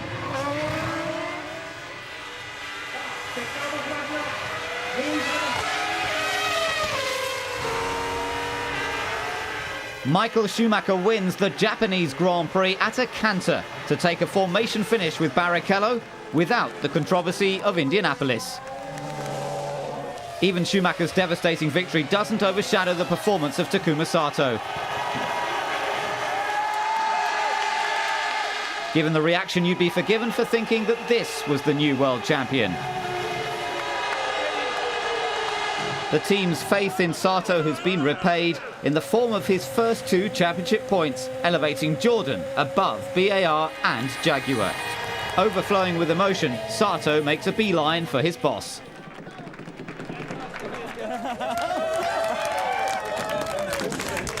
Hey! Yeah, we done it, boss. Brilliant.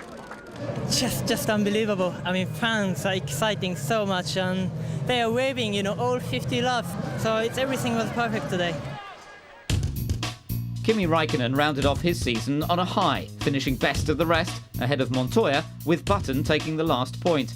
The Japanese Grand Prix shares a common feature with every other race this season. Michael Schumacher is on the podium.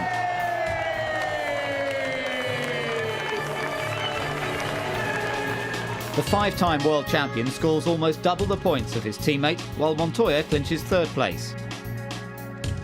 Jenson Button wins the Battle of the Renaults, while Jacques Villeneuve ends up in 12th.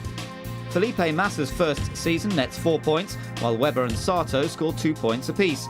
4 drivers failed to score. Ferrari have the same number of constructors' points as the rest of the field put together. Every team scored at least 2 points this season. F1 2002 was owned by Ferrari. Many teams made gigantic steps forward, but still weren't in the same league as the world champions. Before the monumental game of catch-up begins, there's just time to reminisce. David Ryan of McLaren, which drivers have done a particularly good job in 2002 from your point of view? Difficult question. In general, I don't like to comment too much about other drivers. Tough question so early in the morning in Japan. I've been impressed, really impressed by the 5 pole in a row by Montoya.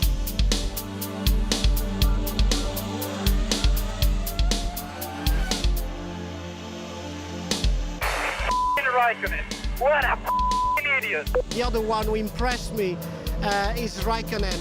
The way he adapted himself to a top team like McLaren so easily in his only second year of Formula 1.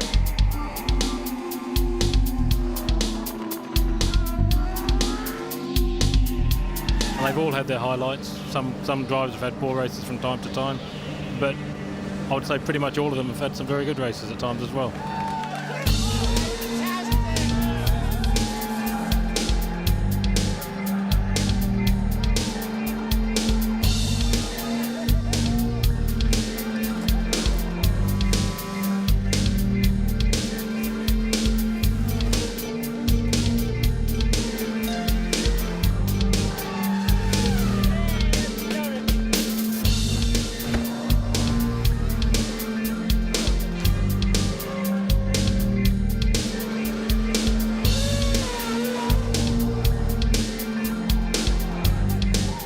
You ask about drivers, he's done a fantastic job. Well, I think there is basically only one name that comes to mind. Like everybody, I would be tempted to say Michael Schumacher. It's Michael Schumacher. Look like Michael Schumacher. Well, obviously it's Michael Schumacher, isn't it? He's in a class of his own.